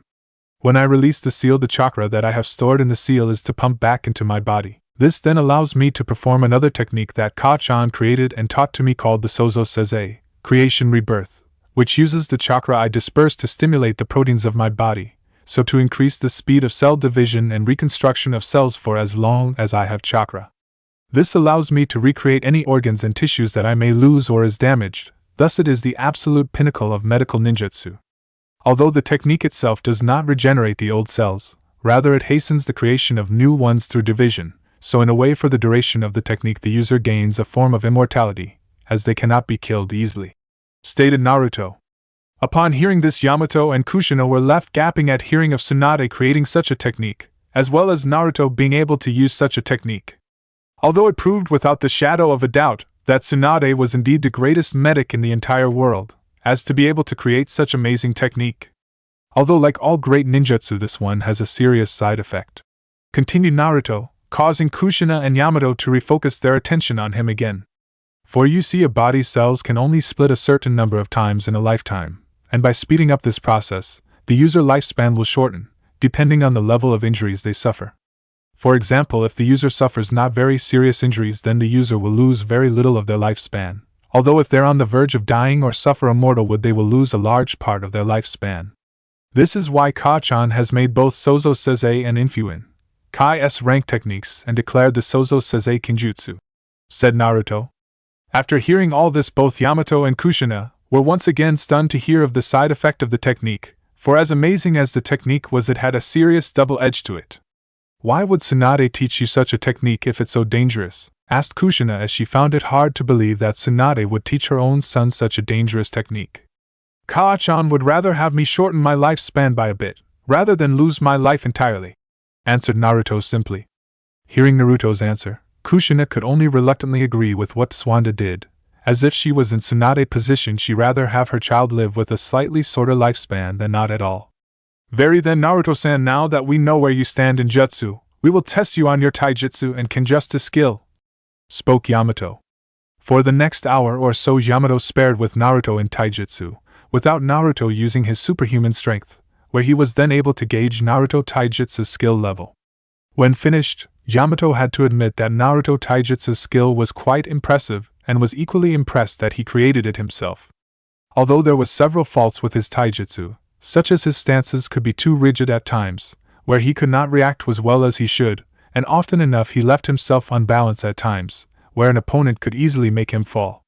But despite these defects along with several others, Naruto fighting style could one day prove to be a powerful fighting style one day, once he had perfected it, which he could with enough practice and the right training.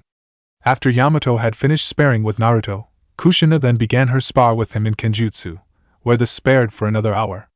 When finished, Kushina was greatly impressed with Naruto's skill, as unlike with his taijutsu, Kushina could tell that he had some training from a skilled swordsman.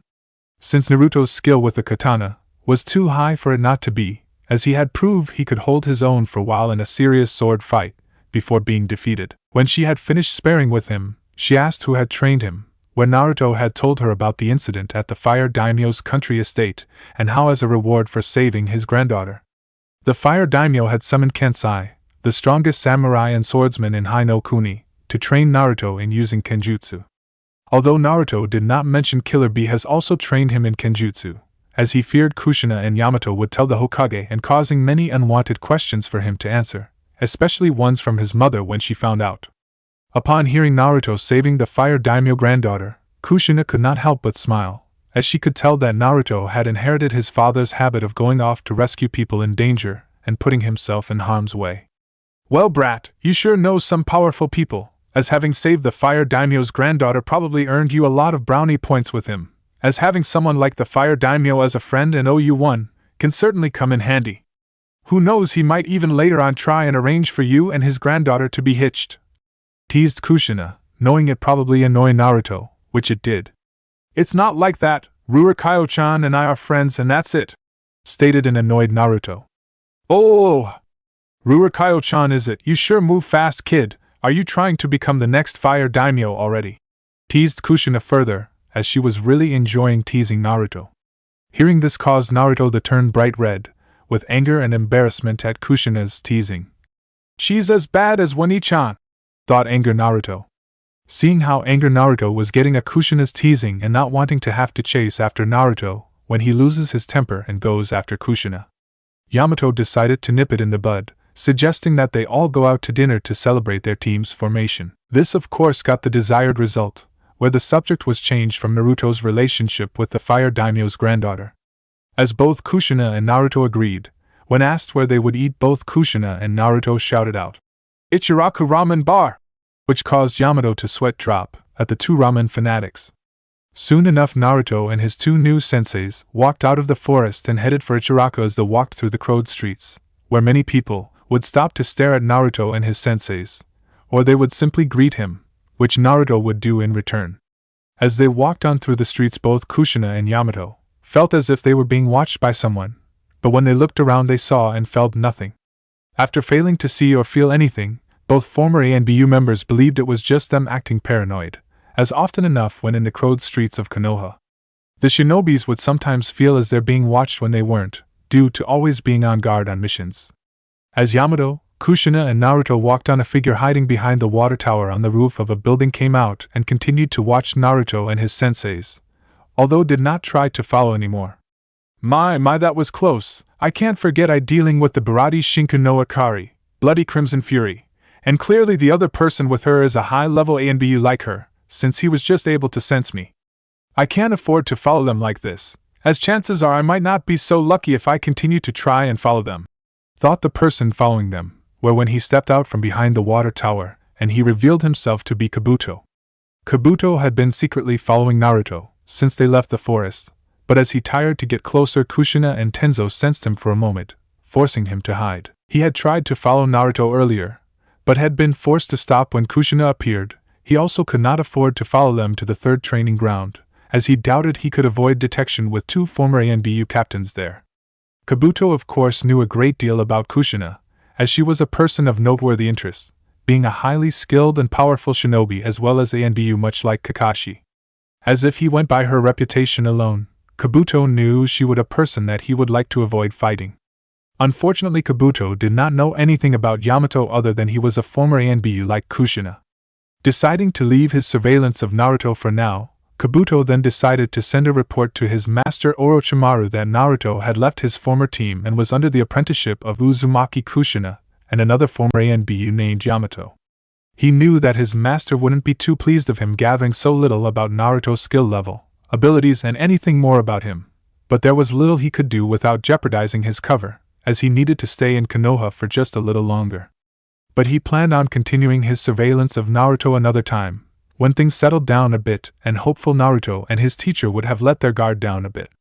He also made a mental note to try and find what out he could on Naruto's other teacher Yamato, as Kabuto was a perfectionist and didn't like to miss anything, as when it came to world of espionage. Nothing could be left to chance or unknown, as even the small detail could decide the outcome of a mission's success or failure. Soon enough Kabuto left his spot at the water tower and returned home and prepared his report to Orochimaru, with Naruto, Kushina and Yamato. Soon after Kushina, Naruto and Yamato arrived at Ichiraku, where Kushina and Naruto proceeded to have a "who could eat the most ramen" contest, where the loser would have to pay. At this Yamato could only watch, as the counter became full of large towers of empty ramen bowls. Tucci of course was overjoyed at the sight, as this would be a boom to his business, as naturally when he and his daughter first heard the Sandame's announcement about Naruto being Tsunade's son and the Senju clan's heir, they had both been shocked. When they asked Naruto why he didn't tell them, he explained that he didn't want to be treated any differently than anyone else, where all he wanted was to be treated like a regular person. Upon hearing this, they began to see where Naruto was coming from, as they could tell that he didn't like all the fame and attention he got, simply because he was the heir of the Shodame, the Naidame, and Tsunade of the Sannin. After which both Tenchi and Im treated Naruto like he wanted, as a regular person, and did not call him Senju-sama or Naruto-sama. As both Kushina and Naruto continued their ramen eating contest, Kushina noticed Naruto blushing a bit when Im handed him another large bowl of ramen. Seeing that Naruto had a little schoolboy crush on the ramen chief's daughter, Kushina decided to tease Naruto a bit, where she whispered, "Naruto and Im sitting in a tree," as well as saying what would Princess Rurikayo and Cheyenne think if they saw this. As Naruto had told them about what had happened in Oni no Kuni, Demon Country, with Cheyenne, when they were walking to Ichiraku's. At this Naruto turned bright red and glared angrily at the red-headed women next to him. Once Yamato had finished his bowl of ramen, and seeing that Naruto and Kushina had not finished their little eating contest, he decided to go to the bathroom behind the ramen bar. Soon after Yamato had left to go to the bathroom, Naruto and Kushina contest ended in a draw, as Tenchi and Im had run out of ramen to give to the two. It was upon hearing this that Naruto decided on another little contest they could have. "Hey Kushina-sensei, since our contest ended in a draw, how about we have another contest, but this time instead of ramen we see who can prank the most people," said Naruto, knowing that his sensei liked to play pranks as much as he did. At this Kushina grew an evil little smile that would make a certain Snake Sennin proud, as she already liked Naruto's idea. "You're on, Naruto. Okay then, let's start off by pranking Yamato-sensei," said Naruto, where he then whispered his idea into Kushina's ear, which caused the red-headed women to grin evilly. Soon after Yamato came out of the bathroom, to find the stools that Naruto and Kushina had been sitting on empty. "Where did those two go?" asked Yamato out loud, where Tucci answered, They left together just a few minutes ago. Also here, this is for your," said Tucci, as Head handed Yamato a small slip of paper. "What is it?" asked Yamato. "The total bill, as they said you would be paying," replied the ramen chief as he rubbed his hands together eagerly, knowing the amount due. Upon hearing this, Yamato looked to the grand total of the bill,